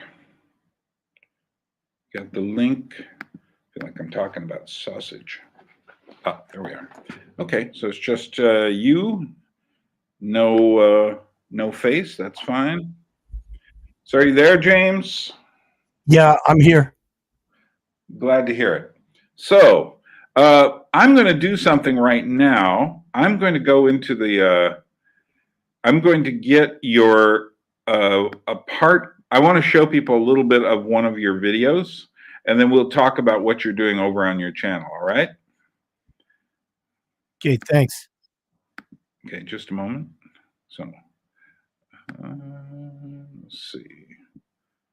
Okay, this is a recent one on must-see horror movies from the 1970s. It'll take a moment to upload. Oh, it's too long. So anyway, I can't do it right now because that was longer than the 10 minutes they allow me on the cheap seats. But anyway, why don't you describe your channel for people, what you're doing over there?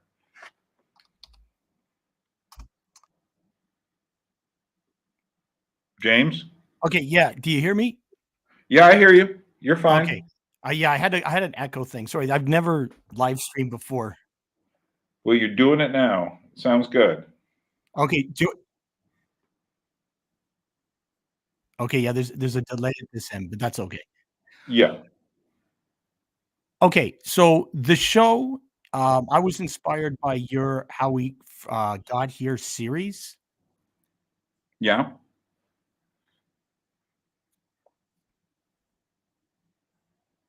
And I wanted to look at the way music and art has evolved, particularly in the 20th century. Um,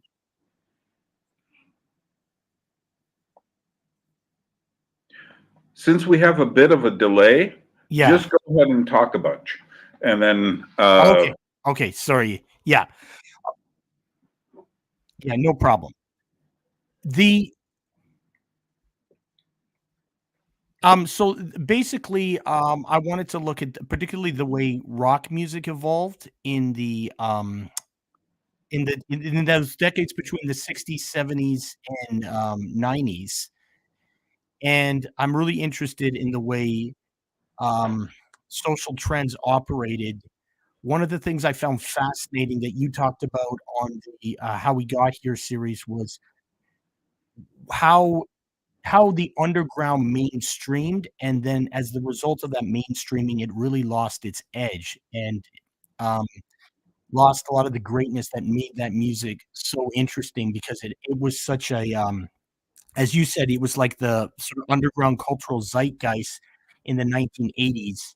And then when Nirvana breaks through in the 1990s, all of a sudden you have the mainstream jumping on this bandwagon, but then they're marketing youth rebellion, and you get these really deplorable mainstreaming of these sounds that were very, very authentic. So that's one aspect of why I started the channel. But now I've started to go into other things like horror movies, which is actually my favorite genre of movies. I know you're a big fan as well. And I mhm. particularly find the 1970s to be the most interesting era of horror movies because, as you had noted before, it takes a little time for the arts to catch up. So some of the innovations that were happening, say in literature in maybe the 50s and then music in the 60s, cinema really catches up in the 70s, at least in sort of the American mainstream. So a lot of these sort of darker themes get really explored in the 1970s. But, I'm hoping to be able to go into other things like looking at literature, looking at even comic books, looking at I really don't know a lot about visual art, but, that's an area I wanna know a lot more about. Well, that's quite cool. So you're thinking of going into in the future. You're thinking of going into a bit more visual culture. When just out of curiosity, what's the period? Are you most connected to the stuff in the 70s and 80s? Is that your favorite period, Yeah, or so I'm gonna be 50 this year, so I started getting into music in the late 1980s when I was in high school. So I was a child of, like, say, the late '80s and early '90s, but the thing about that is that I, um I was always a music historian, so that period in the late '80s was very culturally vapid, at least at the mainstream, because I didn't know much about the underground then, so I was going back to the '60s and the '70s, sort right? of that '65 to '75 era to really find really good music, which was a very rich time for music that was bought by a mainstream audience. So what I find fascinating is that, Frank Zappa talked about how in the era when you had sort of these uptight people from the jazz era who were in charge of the music industry, they basically let the sort of rock and roll generation have their own like, they were allowed to have complete freedom without sort of any interference. But when that generation, that '60s generation came of age in the '80s and started working for the record companies, they created this really conservative commercial rule book on um, how to market music, and that's why you have this uber commercialization in the '80s. Not that there wasn't commercialization in those earlier decades, but there was this huge buying, market that would allow people to listen to people like Frank Zappa. Frank Zappa would have never gone big in the '80s. He would have never had a huge audience in the '80s in that time. Yeah. Well, the 60s was an unusual time because all the rules were being broken. And do you know who John Hammond is, the producer? Yes. Yeah, he was so important because he was there. He discovered people like Bessie Smith, Billie Hmm. Holiday, Benny Goodman. He was there for Bruce Springsteen, was one of his last finds, but he was also there for Bob Dylan. Yeah. So you don't find people like that in the music industry anymore. People who will go out with really good taste and find these incredible musicians. And also, just the size of there are billion, I don't know how many millions of songs there are on Spotify, but if you don't know anything, you can't find anything. So, Yeah, I go that's ahead. true. So, what? So, give me a floor plan of some of the other stuff you want to cover on your channel. I was really fascinated by the idea of what you talked about, the irony in music. So I want to look at this connection between indie and irony. Hmm. And so I'm really fascinated by this. I'm fascinated by how people can sort of culturally change so quickly. So I'll give you an example. I knew people in 1990 who were your typical hair metal person who'd be Right. listening to Poison. They would have like sort of the mullet haircut, you know, listen to really cheesy music. By 1994, they were playing math rock and had horn rimmed glasses. Like Hmm. the transformation in such a quick period of time. What caused that? That's what I'm interested in because it seems like if you played somebody something like Slint in 1987, most people would have rejected it, and then by Right. 1994, this music is now like the hip thing. Right. What causes people to jump on bandwagons? I'm sorry, I'm on a little bit of a side tangent here, but that's what I'm No, no, fascinated. no. But just to give people an idea, Slint is this very slow core noise. They're noisy but really slow, and Mhm, there's a kind of a beauty to them as well. And they're one of the first bands to really start doing this kind of slow noise, lo-fi mhm. stuff. But what's interesting to me, that is one of the big questions. Why do people change what they do, how they look? Now, Mhm. there's a great book called by Walker Percy called Lost in the Cosmos, which he did actually as a what should we call it? A kind of a thoughtful parody of self help books. He did this in the mid '80s, and what he says there is, how do you get to a situation, for instance, where you have Chinese foot binding? Yeah, This really horrifying sort of fashion style. Well, it takes authority. That is to say, someone has to set the trend. He says it always takes a trendsetter. So, for instance, in the 1940s, no, yeah, middle of the 1930s, Clark Gable takes off his shirt in his main shirt in It Happened One Night, the movie, Frank Capra movie with Claudette Colbert. Takes off his shirt. He's not wearing any uh, t-shirt. yeah, T-shirt sales plummet. Fade to the 1950s. Marlon Brando in Streetcar Named Desire is suddenly wearing a t-shirt. T-shirt yeah. sales, The kind of undershirt thing. Yeah, yeah, yeah, go up again. yeah, So, but in both cases, there is someone who is a trendsetter that people consider somehow authoritative. In this case, they're both movie stars. yeah, It could be musicians, it could be rock stars, it can be the socialites, for instance, or the nobility. Princess Diana set a lot of trends. yeah, Um, but he says it takes that. But he says try to imagine. Um, I think also it takes a bit of lostness on the part mm, of people. We don't know who we are, so we don't know how to remain who we are. Or, for instance, now fashion just is always changing. So yeah, there are micro trends, and people don't know how to keep up anymore. Now it's just random and chaotic. yeah. Absolutely. But the most interesting artists are ones that completely buck the trend. So on my channel, I have a whole series on Marky Smith in the fall. Marky Smith is a guy I really admire because he never really went with the trends, and even when the trends tried to come near him, he completely rejected them. Very difficult person, but had a very unique vision that he chose to follow. And if you look at other groups, like I love the Rolling Stones, but the Rolling Stones, would go through a glam rock phase and even a little bit of a disco phase. They would go through these phases that were matching the charts. But if you have a group like the Fall of the Fall, and that's who they are. They Right. have that sense of strong identity, and I think those are the most interesting artists. I want to also look at what you talked about, looking at noise in music. And I'm a big fan of dissonance in music, though it's not for everybody. There's Right. very few people I can sit down and listen to Ornette Coleman with, who I like very much.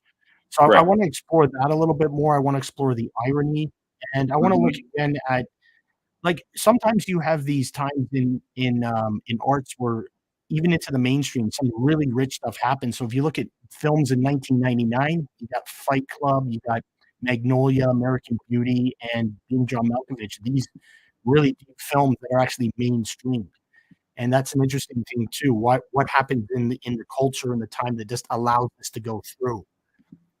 Again, like 91 when Nirvana breaks, there was so much leading up to that in the underground, but why at that moment was that the album that broke through at that time? Yeah, well, there is the thing with irony is, for instance, I don't know if you've ever seen the movie Stalag 13. Yeah, I think it's, or is it Stalag 17? It's the one by Billy Wilder where suddenly it's like I can't remember exactly what the number is, but I think it's Stalag 17. It was made in the early 50s, late 40s, and you see the Americans there who are the prisoners of war, Yeah, and they're all quite. They have a sense of irony, but it's a kind of a kidding, and it's a kind of. They're not ironic about certain things, but they make a lot of jokes. yeah. By the time you get to say Kurt Cobain, did you ever see the movie that was the year punk broke? Yeah, I've seen that with Sonic Youth. Yeah, and there's that scene you remember in Madonna's movie Truth or Dare. Kevin Costner comes up and Yeah, he goes, "That was really neat." And then Kurt Cobain imitates that, yeah, that's right. and they just make fun of it. I mean, Madonna made fun of it because Kevin Costner was being sincere, and Madonna was already way beyond sincerity. No, Whereas Kurt Cobain was far beyond Madonna. yeah, And I've been thinking about the recent Taylor Swift movie that's kind of taking over the theaters, and I want to get to see it, but it keeps selling out everywhere here yeah, in Georgia because all these girls go there and dance to it and such. But I really want to see it because I think she's doing something that I'm not sure if I like it, but it is important. And yeah. but when I watch interviews with her, she's always ironic. Mm, So she will be she'll go fluctuate between sentimentality and irony. And you'll see the mhm. same thing happening in comedies in the late 90s and aughts. Take Yeah, any Adam Sandler movie. yeah. He's really ironic, but it's also sentimental, which is a very specific kind of weird postmodern American thing. Yeah. Well, you had a bit of that with things like Seinfeld. Um, there was that sense of irony in Seinfeld, and then, like, they kind of softened it with things like Frasier and Friends. You have that Right, element right, of right, irony in there. right. But And yeah, go ahead. and but now it's hard to find within particularly American culture, but a lot of aspects of the Anglosphere Yeah, in particular, um, people who will be sincere without being fanatics. You'll find some of the extremely woke people are extremely sincere, but in a weird fanatical culty kind of way. yeah. Yeah, no, I find that interesting too, about that you brought up about the 80s tribes, because when I was going into high school, I very much remember that, and people were very much going into these like music had become an identity for them, very much so. Right. So metalheads were considered sort of the scum of the earth, and and then there was Yeah, the yeah, punk yeah. people, and then there was the punk people and the goth people and skater people, and they all had these very specific identities that people really held on to. And in the 90s, it all kind of blended together, which was very interesting. Hey, James. Yeah. Hold on just a minute. I've got a few new people coming on, and I want to address a couple of things. So, folks, this is the fundraiser, and I am trying to raise, this is the beginning. It's kind of a test edition of the fundraiser, and I'm trying to raise, I've got a goal, believe it or not, of $12,000. But the first thing I'm trying to do is get the $6,000 freighter costs from Seattle to Poti in Georgia in the Black Sea. And so far, Jill gave us $100, Alec gave us $20, James, that's you, gave us 15, Sean gave us 75, and Iskander gave us 25, which puts us, I don't know, 235, which is very good. And I really appreciate that. You can donate to the channel. I'm here for a while longer. Looks like the more people drop in, the longer I'll stick around. I'm dealing with a question. Gregory asked if we could PayPal by credit card. Okay. Gregory, give it a try. I don't mind. They're gonna chop out a bit, but it's probably they're gonna chop out a bit no matter what. So is GoFundMe. I'm saying someone gave me $100, but when I look, it's like 90 and change. So feel free to go ahead and do that.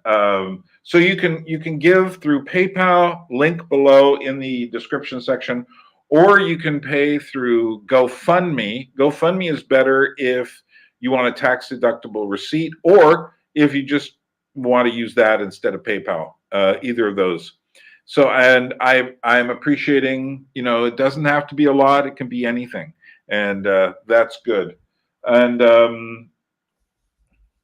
thank you, Gregory. I will catch y'all OMG the comments. Okay, thank you very much. Gregory is I'm going to wait till his thing goes through here, but he says he's going to match the 235.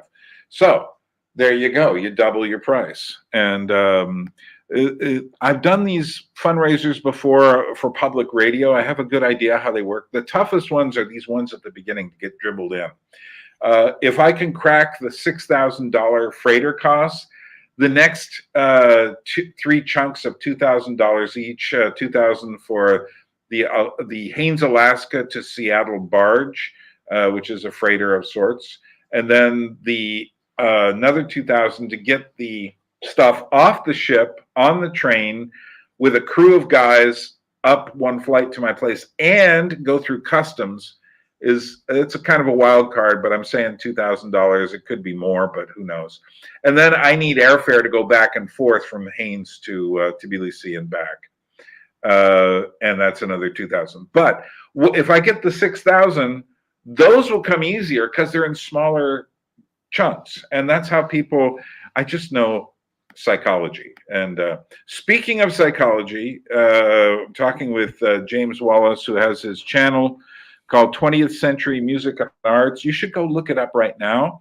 And he's got videos. He's just been putting out some on the on horror in the 1970s, but he's also got one of he's got several on. He's evidently, is your favorite group Black Sabbath, or am I missing something here? Yeah, well, I would say my top 2 favorite groups is kind of an odd combo, are The Fall and Black Sabbath. Okay, I'm arguing that. I don't know nearly enough about The Fall, so I'm waiting for that one. Well, I know that one's in there. It's one of my first ones. Okay. It was when I was on the lower production. I might redo it later with video clips now that I've exactly. Well, but he's also got some stuff on prog rock, and he's I'm glad you were inspired by my videos to go ahead and make some of your own. So, Yeah. okay. Well, definitely. So let's see. Oh, someone named Chemo Dressendorf just passed on $15. So I'm going to write that up on the big board. Hold on a minute, folks. Let me let's look at the board as I write it up there, because you need this. This is an important part, writing stuff on the board. So where am I? Got the Sharpie. So write Chemo. Is that a Hawaiian name? No, it's probably Finnish. And what was that? What did I say that was? $15? Yes, 15. So shirt in his main shirt in It Happened One Night. Somebody's listening to me. Sorry, that was me. I was checking it out on my phone. Yeah, I'm still here. So that brings us up to, I'm still waiting for Gregory Ross's money to come through, but that gives me up to $250. Not bad. It's closer to 6,000 than when I started. And what I'm going to be doing, this is my test edition, and Hawaiian. Yeah, I had a friend named Chemo, and he had a Hawaiian name. What I'm going to do is I'm doing this one now just to kind of work the bugs out and think about what I'm really going to need for more extended marathon sessions, and also what's the best day. I don't know. Saturday seems all right now. I think I started a little early, but that's okay. But I'm going to also put some notices about when I'm doing these things. So, okay, we got Gregory coming in with $235. This is getting exciting, folks. So thank you so much, Gregory. I really appreciate that. But, I appreciate the $15 and I appreciate it all, because I know, everyone's in a different financial situation, and one person's $10,000. Are you out there? Is worth someone else's 15. So let's put this down here and get a new total.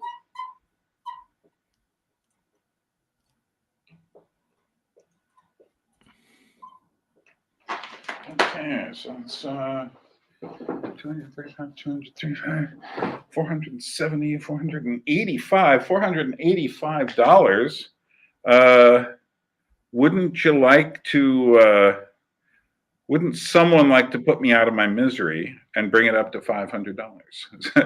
So it's $485 right now. It would be nice to close this off with at least $500. So that could be you. Think about it. And I'm going to go back to this. We'll go back to talking to James in a moment here. And all right. There's Byrne. James is mysterious. And okay. And like I said, PayPal links and GoFundMe are links below. And don't pay any attention to the total on the GoFundMe. That's old, and it also includes the payments people made to me for a gathering in Georgia, which went very well.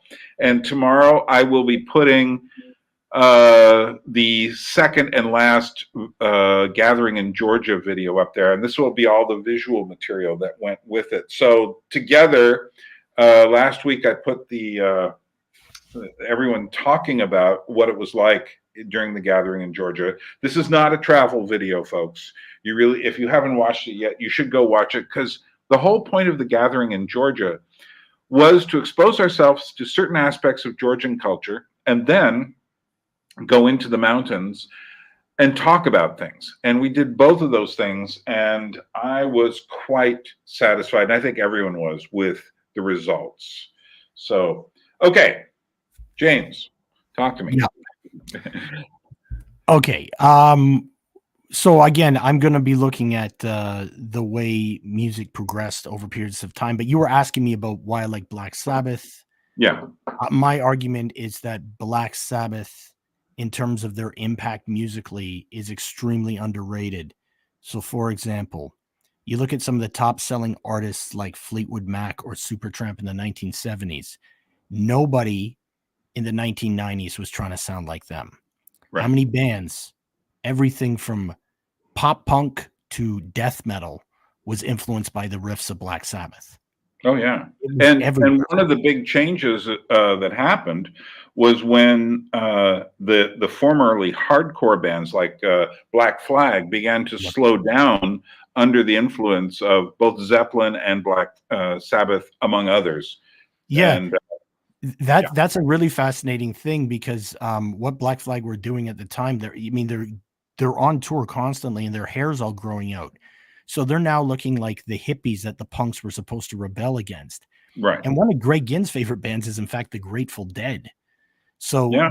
they start slowing down on the My War album and really to create this Right. slow, punishing sound. But then they do this album where it's half spoken word, Family Man, and the other Mhm. half is like instrumentals.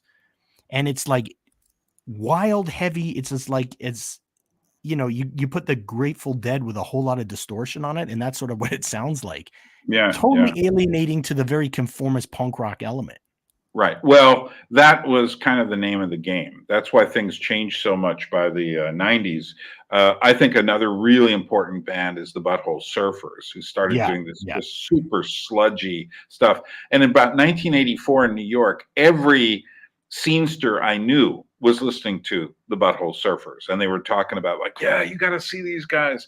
And you listen to it, and it just sounds like, someone's flushing a toilet over and over, through a bass guitar and a and a slashing lead guitar. It's just like so. It's Yeah, just for sure. toilet. They really merged the sort of hippie aesthetic with the punk aesthetic, very much so. Yeah, yeah, And reference that. Yeah, Gibby Haynes and all of them yeah. really But that interesting recording styles. went with the increasing irony. The Yeah. postmodern irony was seeping into everything, because if you go back to the punks, they're not really ironic. Johnny Rotten he's bitterly ironic, which is a different kind of irony, but he's Yeah. not postmodern ironic. He's angry, but the postmodern irony isn't usually that kind of angry. That it's not filled with rage like that. Yeah, that's definitely true. And there was a lot of irony in the Sex Pistols and certainly going into Pill. One album that I really like, and I have a series on British post punk, but one album that I think is absolutely fantastic that Johnny Rotten, later John Lydon, was involved in was the Public Image Limited, their second album. It's called Second Edition or Metal Box. And he takes the influence of Can, of dub reggae, and just of various sort of dissonant sounds and mixes it all together in a really, really unique way. It's unfortunate some of the later music he put out in the 80s wasn't as great, but that album is amazing. Well, he also started to feel the need for some sort of financial return. Yeah. And so he started to make music that was, this is what you want, this is what you get. Fairly commercial piece. I like it, but it's certainly not the first two Pill albums. No. But yeah, but one of the most fascinating things about British post-punk is that because rock had sort of been declared dead, in those years between like say 78 and about 81, there were so many bands putting out unique stuff because everyone's kind of trying something different in their own way, but there's not really a formula yet. So that's when you get the great albums by Wire, Gang of Four, Nick Cave and the Birthday Party. They went over to England to be part of that scene. And they're very influenced by another group called the Pop Group. Really, really interesting, dissonant, free jazz noise is really cool. So yeah, that's the kind of stuff I'm into. I mean, to be honest with you, I don't follow a lot of new music these days. I feel like there's sort of like everything's on pause since about the year 2000 in some ways. It's kind of odd. Yeah. No, I really do think rock music. Someone talked about this with jazz. They said at a certain point and you can say by the mid to late 70s, jazz ceased to be a music of origination and became a music of interpretation. So that most of the styles, with the exception of what John Zorn was going to do. Yes. So, but and what John Zorn did was the final ironic twist by essentially making each style his improvisation. Yeah, and what was so interesting about John Zorn is he's jamming with people from the extreme metal scene, from the extreme Japanese noise scene. Right. Yeah, exactly. and then he has those pieces like Spillane and stuff where it's referencing like Hardboiled Detective. Yeah, very interesting artist. I hate to tell you this, but before I left New York City, there was like a whole month of all of his different bands playing at the Knitting Factory, and I went to a couple of those nights, and it was pretty amazing. Oh, that's awesome. Yeah, the Knitting Factory scene must have been really amazing in New York. What were some great shows that you saw in New York in the 80s? Oh, I'll tell you what. It would take too long. So here's what I'm going to tell you to do. Find me again when I do this, and I will be thinking about a list of some of those, and we'll go from there.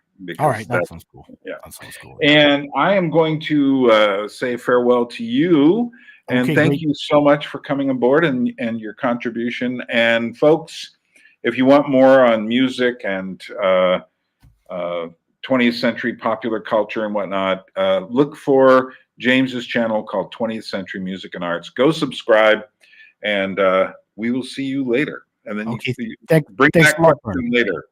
Thanks a lot, Bern. I really appreciate it, and all the support you give me for the channel. Very good. Thank you. Okay. Take care, man. Okay. So where are we? Sultans of Swing. Yeah. So I am trying to get to, it's about 11 o'clock here, a little after 11 o'clock at night.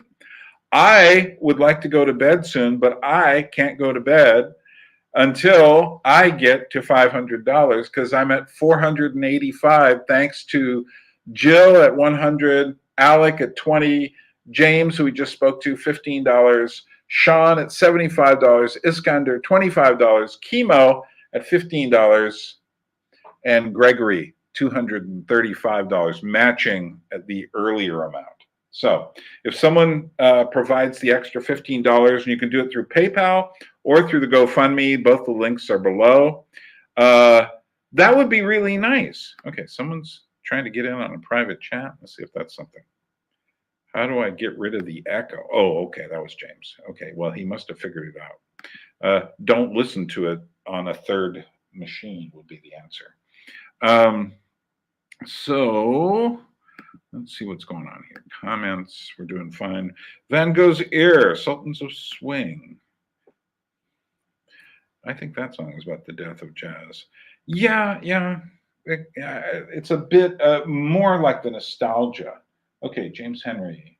Interesting what James said earlier about the hair metal transition to the 90s math rock. What do you think was the main thing that drove that? That would be a good question for James, since he brought it up. I would say that what happens in different periods is that when you start to realize that what you're doing is feeling old-fashioned, however that's defined, I don't particularly take that bait anymore, obviously. I don't care if I'm old-fashioned. But when you're young, you do. And I remember there was a guy in New York City who was, he was playing in like this weird avant-garde band that I knew, playing, he was doing, but he was using, it was kind of like the grunge era. So he was using kind of like Zeppelin guitar licks and such. And then this was about about 1993 or so, it was before Kurt Cobain's death, but he went to a place in New York City where he suddenly saw all the young kids, what we would call the bridge and tunnel people, the people coming from New Jersey and Long Island and such. And he said, he looked at them all and he said, these people are all into the same thing I am. He went home, cut his hair off, and said that the punk revival starts today. You know, and you have this sense that people kind of transition out of things when they realize they've been there too long. You know, the thing about being cool is when you realize you've been there too long, you don't want to be the one left holding the bag, you know.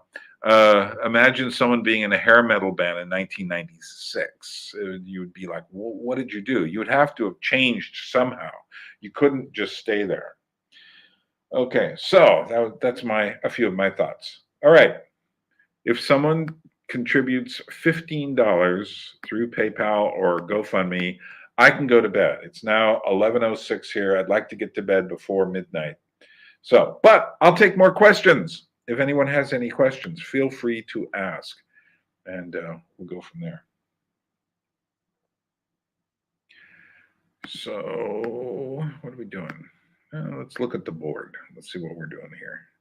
So this is my board on the other webcam, and this is what we're trying to do. So first, I've got to, believe it or not, raise $12,000. But then again, $12,000 in today's money is not what $12,000 like 5 years ago was, because we've seen a lot of inflation. But according to the people I talked to at a local moving freight company, they said that the freighter, which they can arrange from Seattle to Georgia, Poti, the port in the Black Sea, is going to cost me around $6,000. So we have raised, we're $15 short of $5,000. Not bad for the first shot, Then I'm going to need 3 more infusions to get the whole thing done at $2,000 each. One is I have to get my container from Haines, Alaska, which is right on the coast, so it's not like I have to drag it a long way, but put it on a barge and send it 1,000 miles, about 1,600 kilometers, down to Seattle, where it will be waiting to be taken by the other freight company. That's around $2,000. And then once it gets to Poti here in the Black Sea, it has to get to my door. And Poti and Tbilisi are not next to each other. They are, Poti's, I don't know, about, I'll say 8 hours, maybe 12 hours away by driving. But they're going to put it on a train, get it here. Then it has to go through customs. And they're also getting a group of guys to bring it up my flight of stairs and all of that. That's going to cost around $2,000, and with customs being the wild card, that could go further. And then I need airfare to get from here to Tbilisi, from Tbilisi to Alaska and back again, and that's going to be about $2,000 because the container is not loaded. I have to go do that myself. So, let's see. $15 and I can quit. Someone out there's got it and wants to give it to me and wants to let me go for the evening. Don't you? There's only 4 people watching, so you guys are probably already given. Okay, so I'll stick around here till 15 after. If I don't get it by then, I'm just going to quit anyway, just because I'm getting tired. And but the good thing about doing this is it does tell me how I'm going to do it in the future. And this, I had my clunky moments here, but that's okay. It's nice to have clunky moments.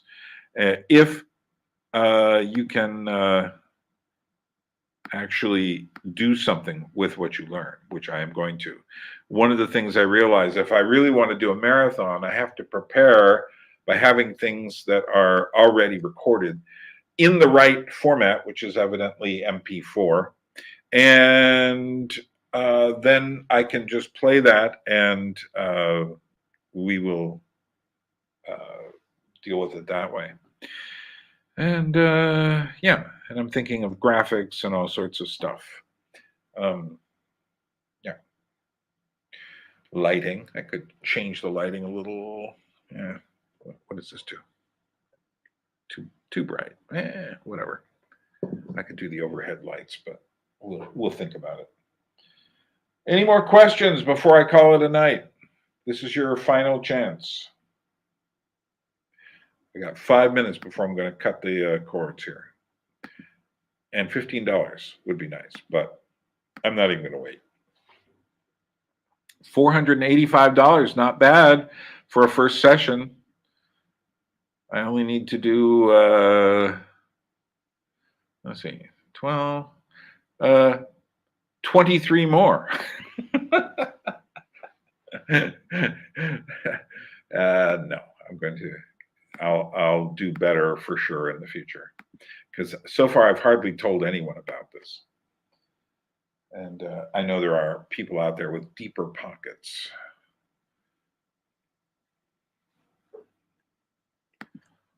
Okay. I'm 4 minutes and I'm out of here.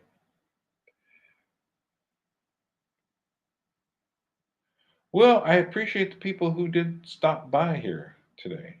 And it's nice to know that there are people who care about what I'm doing in all sorts of different ways. It's not all the same. Some people like certain things. So there is the new channel. Let me show this to you again. This is my, this is going to be my title logo and music for the new. We're going to devote our energies to sports and gardening, all the cultural pursuits as far as they're concerned. In fact, we're going to put the goons to sleep.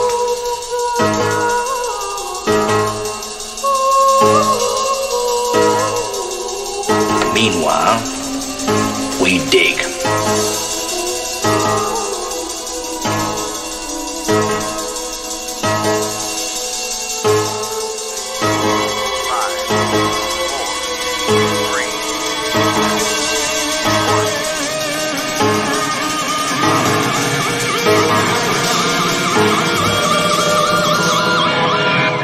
Here we go again.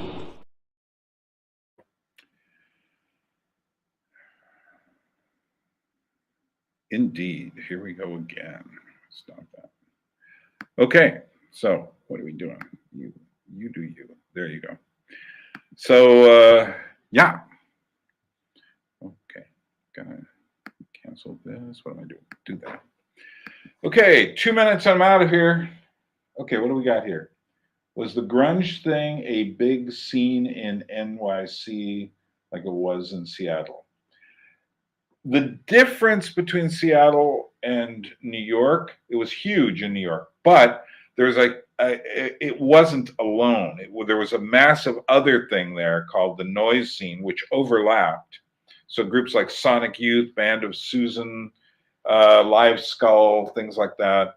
And there are tons of other just bizarre rock, punk, whatever bands that were all in the same category.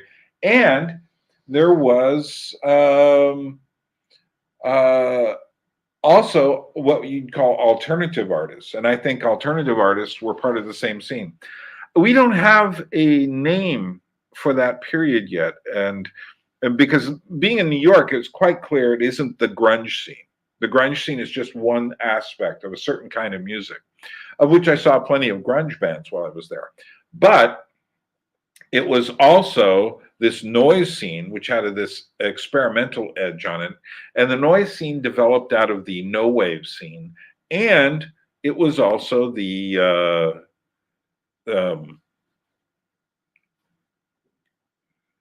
did I see Takashi? Yes, you did see Takashi Miike there.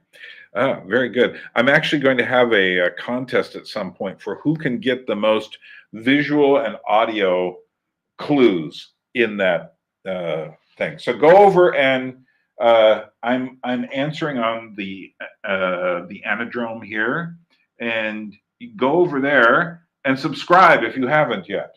So, okay, I'm out of here. Thanks for hanging out with me. Thanks for helping me get almost $500. That last 15 would have been nice. Remember, you can always contribute anytime through reckoning the PayPal or through the GoFundMe, and the links are below.